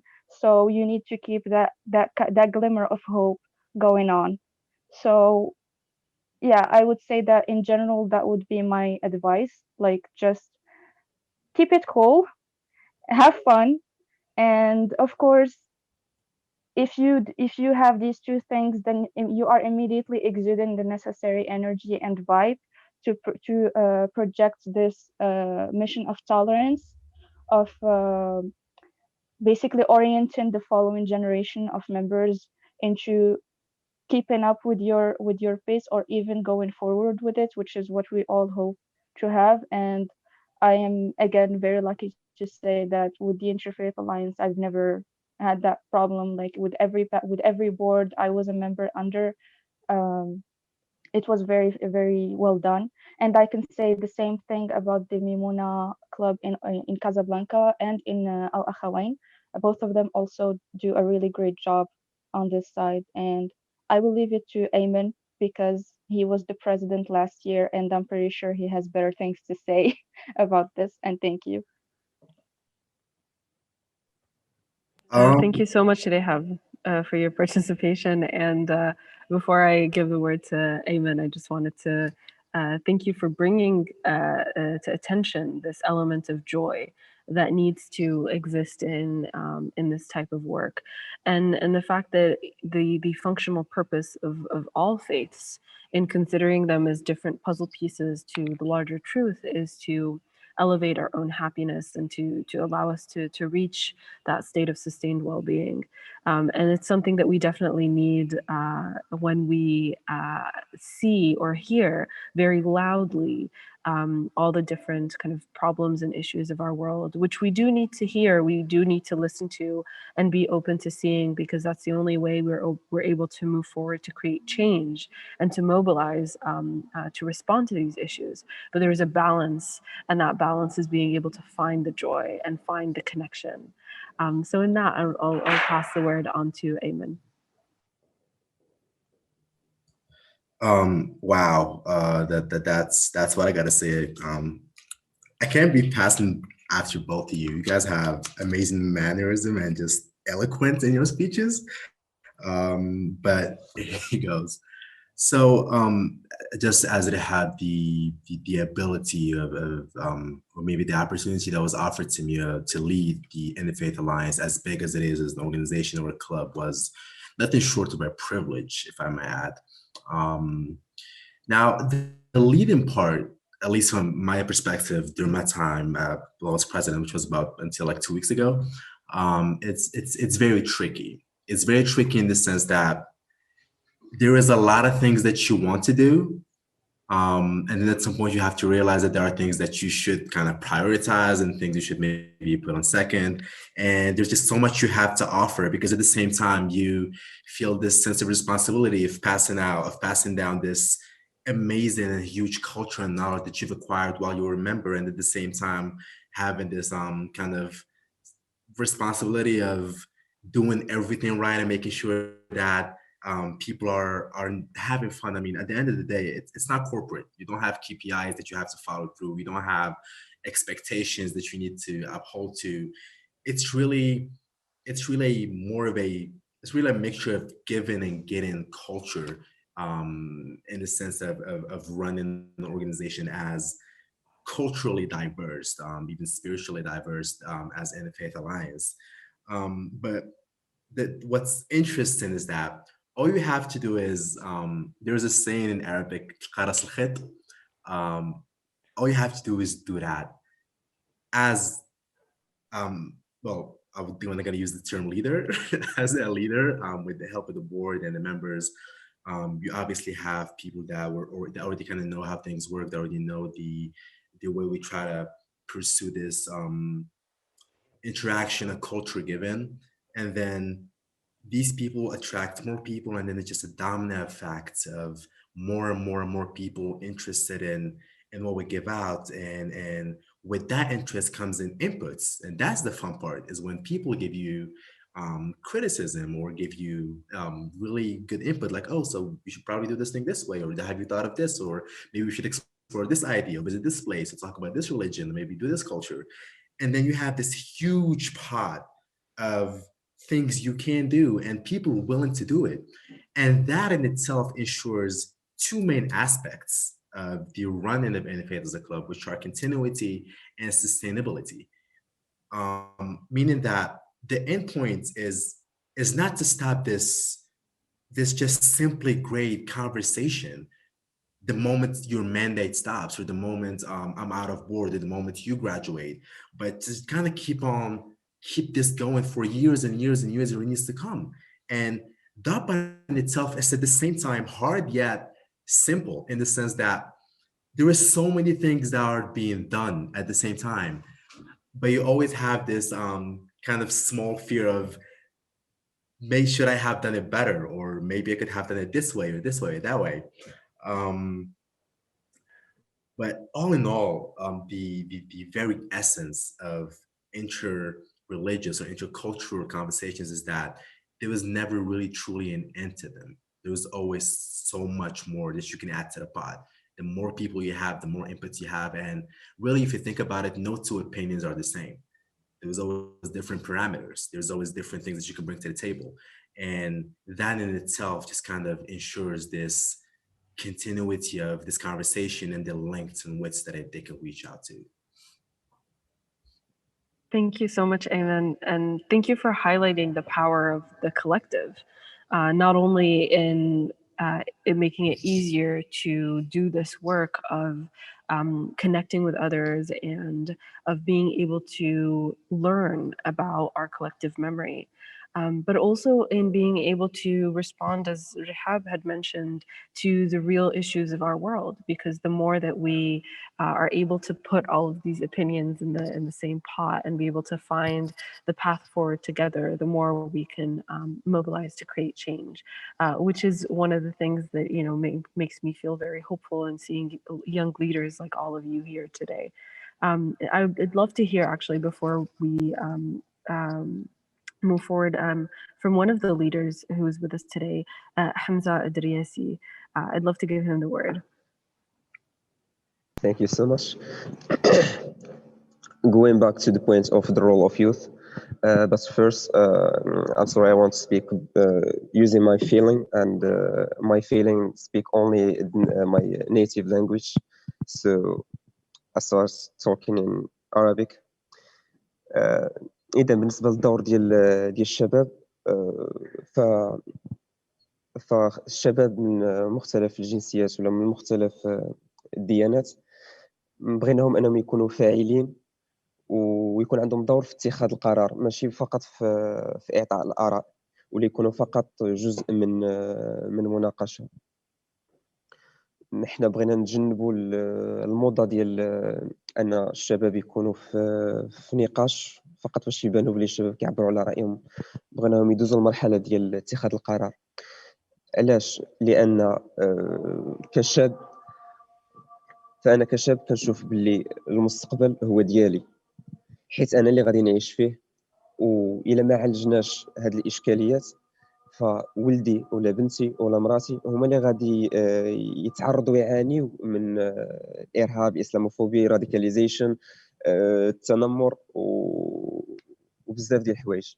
بالنسبة للطرق اللي يمكن نستعملوها، فكنظن بلي الشباب هما أكثر ناس يمكن يعطيو الحلول، لأنهم هما الناس ديال عصر السرعة اللي كيبغيو أنهم يعطيو الحل أكثر من أنهم ياخذوا نقاش ولا يعني يتبادلوا أطراف الحديث. فاحنا مثلا كوحدة الفطرة كنا درنا برنامج اللي كيعرف بالثقافة، لأننا كنآمنوا باللي الذاكرة المشتركة ولا المستقبل المشترك غادي نوصلوا ليه انطلاقا من الهوية ديالنا، لأنه كاين ديجا في الهوية ديالنا.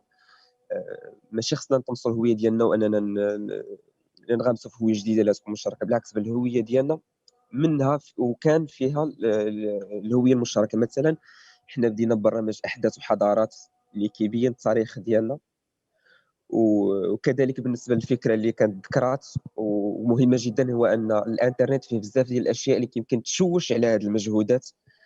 فحبذا لو أننا دخلنا الشباب المفهوم ديال التفكير الناقد، critical thinking، اللي حنا بدورنا اللي كيدخل في المهارات الحياتيه. حنا بدورنا كوحده الفطره درنا بزاف ديال الدورات التكوينيه، وكونا ازيد ما يزيد على 3000 طفل وناشئه في هذا الموضوع ديال التفكير الناقد، حيت بلاصه ما كل ساعه غادي تقول للشاب ولا الطفل ها شنو اللي مزيان ها اللي ما مزيانش، بل انت علمو كيفاش يفكر وعطيه الاليه ديال انه كيفاش يدير ديك النقد ديال الفكره اللي سمعها قبل ما ياكسبتي، قبل ما يتقبلها.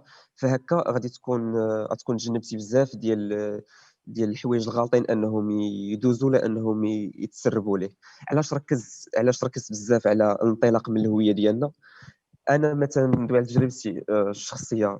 اصولي كنحضر من مدينه وازان اللي كنت كنسافر ليها غير من الصيف للصيف، كنت كنشوف فيها التعايش اللي كاين بين الديانات، مثلا بين اليهود اللي باقيين لحد الان تما يعني قرب دار الضمانه، اللي هما كيتعتبروا من اجود الصناع التقليديين، ولا لاي واحد الا بغى خصو المستلزمات مثلا ديال الفلاحه ولا ديال الاناره التقليديه ولا اي حاجه، فهو كيتجه عند هاد الناس. مثلا الى دزنا للمدن الاخرى غادي نلقاو واحد التنوع اللي كتضرب به المثل، التنوع اللي كنظن انه ما غاديش يكون في مناطق اخرى، فانك تلقى دي صحاريان، جباله، امازيغ، دي زافريكان، مسلم، جويش، كريستيان، بزاف اللي مجموعين في رقعه جغرافيه وحده الا بغينا نقولوا. فهذا كيخلي ان الهويه المغربيه، يعني الهويه الشامله لجميع هذه الهويات المجزئه، يعني الهويه المغربيه هي مثال ديال مثال ديال المواطنه الكونيه، universal citizenship. وناخذ كمثال ديال نرجعوا ماشي للماضي البعيد غير 2019، مثال ديال اللقاء ديال صاحب الجلاله امير المؤمنين الملك محمد السادس مع البابا. الى رجعنا عاوتاني في التاريخ ديالنا القبال غادي نلقاو بلي بزاف ديال مثلا كبير وزراء السلطان عبد الحق المريني كان مغربي يهودي. الى رجعنا المستشارين السلاطين، امناء بيت المال، غنلقاو هذا المثال كيتكرر عندنا بزاف. اذا هو ماشي وليد الموجه ديال حقوق الانسان ولا ديال الموجه ديال اجي نهضروا على التعايش، لا، بل هو مترسخ وكاين وكان وباقي، غير خصو يتجبد، وحاليا خصو يعمر في المجال الرقمي. علاش خصو يعمر بزاف في المجال الرقمي؟ لان الطريقه ديال النقل ديال الفكره مهما كانت سلبيه وايجابيه ما بقاتش خاصه واحد الكونتاكت اللي يكون مباشر بين الاشخاص، بل ولا سهل لدرجه انه ولا عباره عن كليك اللي هي بارطاج. دونك الا درنا الاغناء ديال المحتوى الرقمي، مثلا شباب مختلف العقائد، مختلف الجنسيات، يكونوا في برنامج واحد في التلفزه الرسميه، علاش لا؟ ماشي غير في اليوتيوب، بل يكونوا كذلك في التلفزه الرسميه، لانها ولو ان بزاف ديال الناس بعدوا عليها، ولكن الاجيال المربيه مازال كيتفرجوا فيها. فعلاش ما يكونوش هاد الشباب كيديروا فورم، يعني مثلا فلوغ بيناتهم اللي كيسافروا في المغرب ولا في شمال افريقيا وكيكتشفوا ديك الاصول المشتركه ديالهم. ماشي التملينين، دابا التملينين حنا منين عرفناها انبهرنا بهذا الكنز اللي عندنا، ولكن المشكل اللي كاين هو ما كانش التعميم ديال هذه الاثار المشتركه اللي عندنا. نخلي الفرصه للاصدقاء ديالي يتكلموا. شكرا لكم.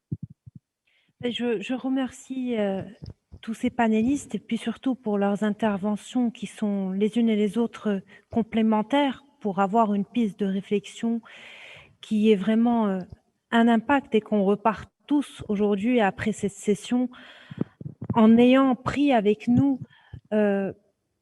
une opinion, une idée sur lesquelles peut-être nous, dans notre quotidien, nous pourrons réfléchir et peuvent aussi impacter et nous aider à initier une action dans ce sens. J'aimerais aussi dire un grand merci à Ayman. C'est un plaisir de t'écouter, non seulement par l'enthousiasme très évident de ton engagement et de ton militantisme, au sein des clubs estudiantins, et puis aussi de la qualité de tes idées. Mais j'aimerais aussi dire que je suis vraiment très impressionnée par Monsieur Hamza Edderiassi, déjà d'avoir pris l'initiative de parler de son cœur, de son expérience personnelle en tant que jeune citoyen marocain, de partager avec nous sa vision de manière factuelle, objective, ce qui lui, il observe dans sa vie, dans son quotidien. Et moi, je ne peux que conforter l'idée qu'il a soulignée et qui me réchauffe le cœur aussi, c'est que on ne fait pas ces rencontres juste pour que nous puissions dire que nous incluons la jeunesse dans le débat de la réflexion, mais essayons peut-être de mettre la jeunesse comme étant un élément crucial dans le processus de décision. Sur ces mots, moi j'aimerais aussi parler un petit peu de la culture. On parle de mémoire, mais quand on décortique un petit peu les différents aspects de la mémoire, parlons de la culture. Et là, nous avons la chance d'avoir avec nous mademoiselle Selma Blretti de l'association Cinéastes sans frontières.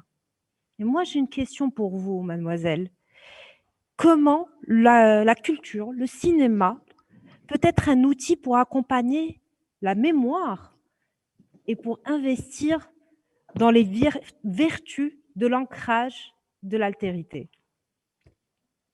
Donc, merci pour ta question. Effectivement, je voulais parler de ça et je vais parler surtout en tant que passionnée du cinéma. Les films aussi, on n'avait pas parlé de films, de courts-métrages et longs-métrages. Comment à leur tour ils peuvent aider à transmettre les valeurs qu'on a discutées aujourd'hui. Je pense que des fois, il y a des gens comme moi qui trouvent du mal à s'exprimer en public, qui trouvent du mal à parler face à quelqu'un. Donc, je pense que les films, c'est une technique qui consiste à créer une relation entre le spectateur et le réalisateur, une liaison très forte et qui peut transmettre des valeurs. Et aussi, je voudrais parler de festivals. Il y a beaucoup de festivals de cinéma qui s'organisent maintenant dans le monde entier et qui ont comme but de transmettre des sujets différents comme l'altérité, le féminisme, le racisme, etc. Et voilà, donc, et aussi, dernièrement, j'avais vu un festival qui s'appelle Mobile Film Festival. C'est un festival qui consiste à montrer des films enregistrés que par des smartphones. Et ils n'ont pas besoin de grands matériels ou de grands matériels de cinéma surtout. On peut faire des films qu'avec nos smartphones. Donc, voilà. Merci. Je te remercie énormément, Selma, pour ta réponse. And I will let the floor to my colleague Jihad for more questions. Thank you so much. I'm struck by how much of an opportunity this is to hear from young people about what they need and give them a platform to voice to older generations what they need in order to effectively carry this torch forward. Since you are all leaders in a position of sharing this collective memory and preserving it as well and trying to transition it from an oral history or a recorded history in books and other texts to this online and digital transmission. So I would love to hear from you. What do you need in order to effectively do this work of transmission, of transmitting the collective memory, of enabling us to bring this type of connection that you've all shared with us onto the digital realm and to be able to do this collectively online? So I'll pass the mic first to Fatiha to share with us her thoughts.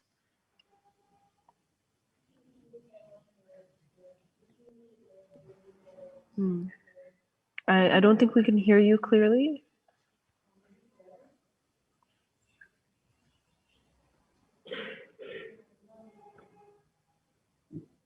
Okay, I think that's better. Go ahead.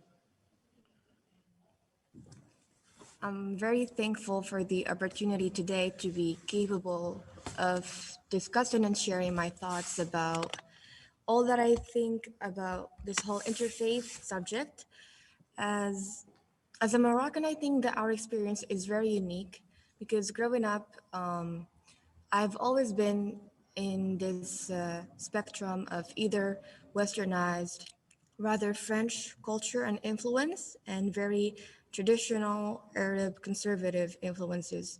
Just by turning on the TV as a young person, I could either watch French programs for children and see a certain Western view of life and lifestyles, or to tune into everything that is Arab and see how that lifestyle works. And growing up, I think going to a very French school while also living in an Arab-speaking household had me live some sort of double life as a Moroccan person.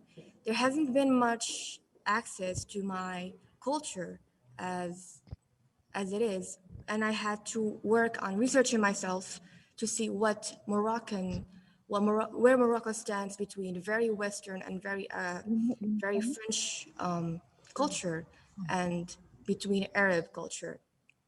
It took me a lot of time to realize that all of these influences just help to create a melting pot, as previously mentioned by other participants, where I can very easily be both modern and Western, if that can be said, and also access all that is Arab culture. I think that when I watch Moroccan media, whether it's on TV, official TV, or it's just on YouTube or any other social media, I see that there's a progress being made in terms of representation. While previously, back in the day, we were trying to imitate whatever French filmmaking is, or trying to imitate Arab filmmaking. Today, we are trying to construct our own identity, not only in terms of being based on our history, but also by creating new things that are being created by Moroccan youth. I'm very proud of how my generation, Gen Z, but also millennials, have been working to create new things to add to the catalog of Moroccan history and Moroccan memory. And I think that I'm very proud to be living in a time where we can all be capable of having this discussion, but also working on concrete ideas and projects to make our progress even more effective and even more accessible by all the population. While I put always in my head the other youth that does not have the same privileges as me, whether it's language access, whether it's simple internet access. I would like to that all my experiences that I have lived as a leader in Al Fitra and Rabita in general, all the interviews I was capable of doing, all the presentations I was capable of conducting. I want my experience to be compromised in an easily grasped format and transferred to other youngsters who do not have the same privileges as me.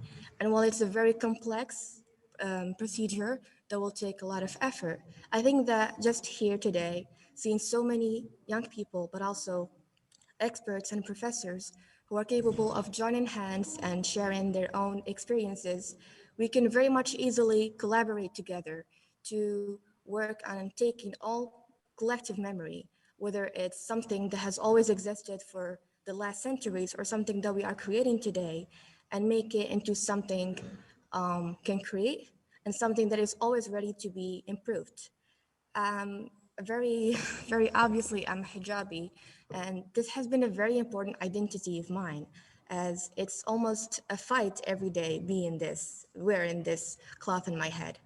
I was not in a very accepting environment in my schools, for example. I was very much bullied for wearing this. And what made this struggle even harder was not being capable of having any models, whether it's on TV, whether it's in the media, popular media, who will tell me that my experience is not unique, that whatever I'm feeling today It's not something that I'll have to struggle with myself alone. So I think that one thing that can be very much added into our TV, our media, is representation, whether it's POC representation in general, or just taking components of our society, of our Moroccan society, and making them feel visible through popular media. We have a collective memory that is both ancient and modern, and we also have components of our society that have existed for centuries and have just been added in the last centuries, very much 200 years, last decades. We can mix all of this and create a very inclusive, full of integrity and full of acceptance, not only media, but also society, because media in itself is only a very clear reflection of our society. Thank you. Merci beaucoup. Donc, pour conclure cette session et ce débat très intéressant, je tiens d'abord à tous vous remercier pour votre intervention, votre présence, votre temps, votre engagement, votre investissement. Et nous sommes...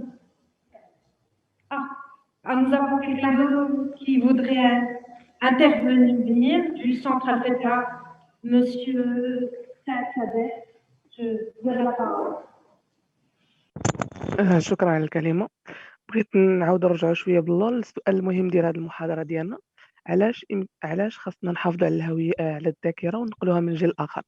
ففي الراي ديالي فمهم نقل الذاكره من جيل اخر. علاش؟ حيت هذه الذاكره هي اللي كتحافظ على الهويه ديال كل مجتمع، وكتعاون الشباب انهم يتعرفوا على الهيستوري ديالهم، يتعرفوا على الباست ديالهم باش ما يفقدوش التقاليد ديالهم. هنا بغيت نشارك معكم واحد المقوله كنت قريتها في واحد الكتاب وبقات عجباني. من يقرأ الماضي بطريقة خاطئة سوف يرى الحاضر والمستقبل بطريقة خاطئة أيضا، ولذلك لابد من أن تعرف ما حصل في الماضي كي تتجنب وقوع الأخطاء في المستقبل. شنو خاصنا نفهموا من هذه المقولة؟ أننا إلا ما كانتش عندنا واحد الذاكرة فما يمكنش لينا أننا نبنيو واحد العلاقة حقيقية مع الحاضر اللي فيه حنا، فغتكون عندنا واحد فيك ريليشن شيب، غتكون واحد العلاقه مزيفه ما بين حنا والبليس اللي فيها حنايا. ف غادي عاوتاني غادي نقطعوا الاتصال ما بين الاجداد ديالنا وما بين الاجيال اللي جايه من قبل. فاخيرا بغيت نقول اننا فخور جدا انني مغربي في المغرب، انه قدر انه يحافظ على واحد لارج بارتي من الميموري ديالو، وحنا الشباب ديما كنحسوا بواحد الاتصال ما بين التقاليد ديالنا وحنا، التقاليد اللي تعلمناهم سواء في المدرسه او في الدار او في الشارع اللي لحد الان مازال محافظين عليهم. وشكرا. Thank you, Shukran. Thank you so much, Saad, for this statement that really sums up our conversation today. And I want to pass the word to Rihab, who I think will also share with us another statement that I think will help us close out today's session. Saad, for your statement, I totally agree with what you said. And I will just switch to French because I do speak French, although it's been years. So, j'aimerais commencer par où Saad a repris, en mentionnant que la mémoire collective a un rôle poignant en ce qui concerne la structure et la préservation de nos identités historiques qui représentent l'essence de notre vécu. Il s'agit d'une partie de notre ADN qui nous indique qui nous sommes et notre position dans le monde. En ayant ces connaissances en esprit, nous avons une vision plus claire du travail qu'il y a à faire afin d'assurer une justice sociale et enfin une paix durable. C'est cet avenir commun muni d'un sens d'équité et de compassion qui nous donnera des convictions saines et claires. Et c'est ces convictions qui nous assureront que notre quête de paix est bel et bien fondée et non juste un mirage d'idéalisme et de naïveté. Si nos ancêtres ont pu y accéder, alors pourquoi pas nous? Donc, j'aimerais juste brièvement mentionner quelque chose à laquelle j'ai pensé après ma dernière intervention en ce qui concerne les outils dont nous avons besoin en tant que jeunes afin d'atteindre cet idéal. qui n'est pas vraiment un idéal. Personnellement, premièrement, je pense que nous avons plutôt besoin de vérité. Et pour beaucoup d'entre nous, j'imagine, il a fallu qu'on investisse un effort individuel de recherche et de pensée critique afin de connaître notre propre histoire religieuse et de nous connecter avec notre spiritualité. Ce parcours a été long, dur et plein de déceptions. J'ai de la chance d'être assez privilégiée pour pouvoir accéder à ces connaissances, que ce soit l'Alliance interreligieuse à l'Université Al-Akhawain ou bien les colloques de l'Arabita et bien d'autres sources de valeur. Car il faut bien le dire, pas n'importe qui accède à ces espaces et à ces archives. Donc je dirais que l'information pertinente, claire et crédible est ce dont nous avons besoin. Enfin, ce manque d'informations véridiques et vérifiables crée une épidémie de fausses informations. On a beaucoup parlé de fake news l'année dernière, mais on n'a pas eu besoin de l'ex-président Trump puisqu'on voyait déjà circuler divers posts controversés, antisémites ou extrémistes en général, que ce soit sur Internet ou bien même dans la vraie vie de bouche à oreille. Et en ce qui concerne la connexion de ma génération ou bien de la jeunesse en général avec ce concept de mémoire ou de passé, je ne suis pas d'accord avec le fait qu'il y ait un détachement. C'est juste que cette connexion est moins explicite que peut-être on s'attend à quoi on s'attend de nous. Parce que de mon propre point de vue, la jeunesse d'aujourd'hui languit un passé glamourisé. Ce n'est pas par hasard que les modes vintage font tendance aujourd'hui. Notre présent, comme je l'ai précisé avant, est bien trop douloureux et ensanglanté pour le célébrer. Et donc, nous nous consolons dans le monde du Technicolor ou des images en noir et blanc. Néanmoins, ce glamour doit laisser place à un sens de accountability, de responsabilité et d'obligation, parce que si nous avons perdu ces liens, ce n'est pas parce que les gens se sont réveillés un jour et ont décidé ainsi, mais à cause de beaucoup de tensions et de violences. D'où l'importance de reconnaître l'élément de la division ethnique aussi et son intersection avec l'identité religieuse. Et je m'arrête ici parce que je sais que j'ai trop parlé. Désolée. Merci. Thank you so much, Jehad, for your contribution. I would love to have one of the young people from one of the young leaders from Al-Fitra Center respond to your contribution. I'll pass the word on to Fatim Zahra. Hello again. So I want just to say that we already talked about the memory and the identity, and we didn't talk about the common future. And I think that it's not enough just to have like a common memory and a common history to build a common future, but also we must respect some principles and some values between us, like justice and equality, because we have a diversity in our country, which is Morocco. Like Amazigh, we have Sub-Saharan, we have Jewish, Christian. So this is why I think that we must respect some values to build a common future. So that's it, and thank you so much. Thank you so much, Fatim Zahra. Thank you, everybody, for participating in this fruitful session, in sharing your thoughts. And I've learned so much today, and it's been my honor, as well as my colleague Laziza's honor, to be with you today. It's definitely a session that we wouldn't want to end. We've been here for hours, and we could go on for hours more.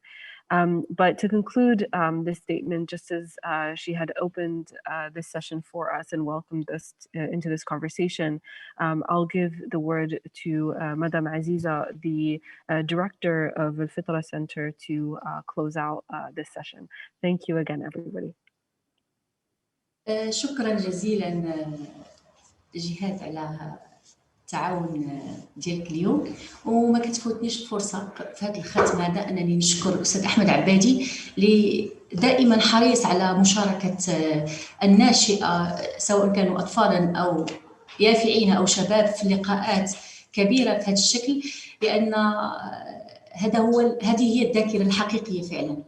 كنشكر ايضا الاستاذه عائشه على اتاحتها وعلى مواكبتها لهذا الشباب في هذا اللقاء الرائع، وسعيده بهذا الشباب بهذه القيمه ديال النقاش ديالهم في هذا اليوم، وكذلك متابعتهم في الايام السابقه فعاليات هذا اللقاء المهم بمشاركه ديال مجموعه من الاساتذه والدكاتره اللي اغنوا هذا اللقاء بعلمهم وبثقافتهم فكما تعلمون أن العلم لا يؤخذ من الكتب ولكن يؤخذ من أفواه الرجال. فهذا اللقاء فعلا كان منارة لشبابنا سواء الحاضرين في هذا اللقاء أو الذين سيتابعونه فيما بعد. وسنحاول مع القائمين على هذا اللقاء أن نضع ما قيل في هذا اللقاء بلغاته الثلاث أو وأكثر في قناة وحدة الفطرة التي يتابعها الشباب واليافعين حتى يستفيدوا من هذا الكم من الموروث الغني. أريد أن أضيف شيئا، هو أننا كبرنا في مجتمع كان اليهودي والمسلم يشكلون أسرة واحدة. فمثلا أتكلم عن بني ملال التي أنحدر منها، كان يعني عائلتي كانوا مع جيراننا، الجيران ديالنا في القيد العسري كانوا يتبادلون يعني الأطفال فاش كتخرج مثلا جدة الله يرحمها كتخلي عند جيراننا اليهود، وكذلك المثل في يوم السبت يتبادلون الخبز، يعني كيجيبوا لنا جيراننا الخبز كناكلوه. فبقات بيناتنا ديك العلاقه الوطيده، وهذا كان الحال ديالهم في المغرب كامل. فمكناس، فاس، وجده، في دبدو، فطاط الحاج، في اي مكان كان. وتبارك الله أسعدني الشباب الفترة أنهم أعطوني مجموعة من المقالات ومجموعة من التحقيقات اللي قاموا بها على تاريخ الوجود اليهودي في المغرب، كذلك الوجود المسيحي في المغرب. فإن شاء الله يكون المادة ديال مجموعة من المقالات اللي غادي ننشروها في موقع وحدة الفترة بالعربية وبالفرنسية وبالإنجليزية إن شاء الله. كاين أمر جميل، هو أننا نعلم جميعا أن جامعة القرويين كانت منارة للعلم والثقافة، ففيها التقى رموز كبار من العلماء اليهود والمسيحيين، فيكفي ذكر الفيلسوف الكبير ابن ميمون وكذلك سيلفستر. وهذا العدد جعل داخل الكراسي في القرويين كان هناك واحد نقاش جاد ومثمر أثمر لنا كتبا هي الآن يجب أن نعطيها لأجيالنا ليعرفوا التاريخ من خلالها. كنشكركم، كنشكر كل من تابعنا، كل من شارك معنا، كل من أغنى هذا اللقاء، وخصوصا جنود الخفاء. شكرا جزيلا.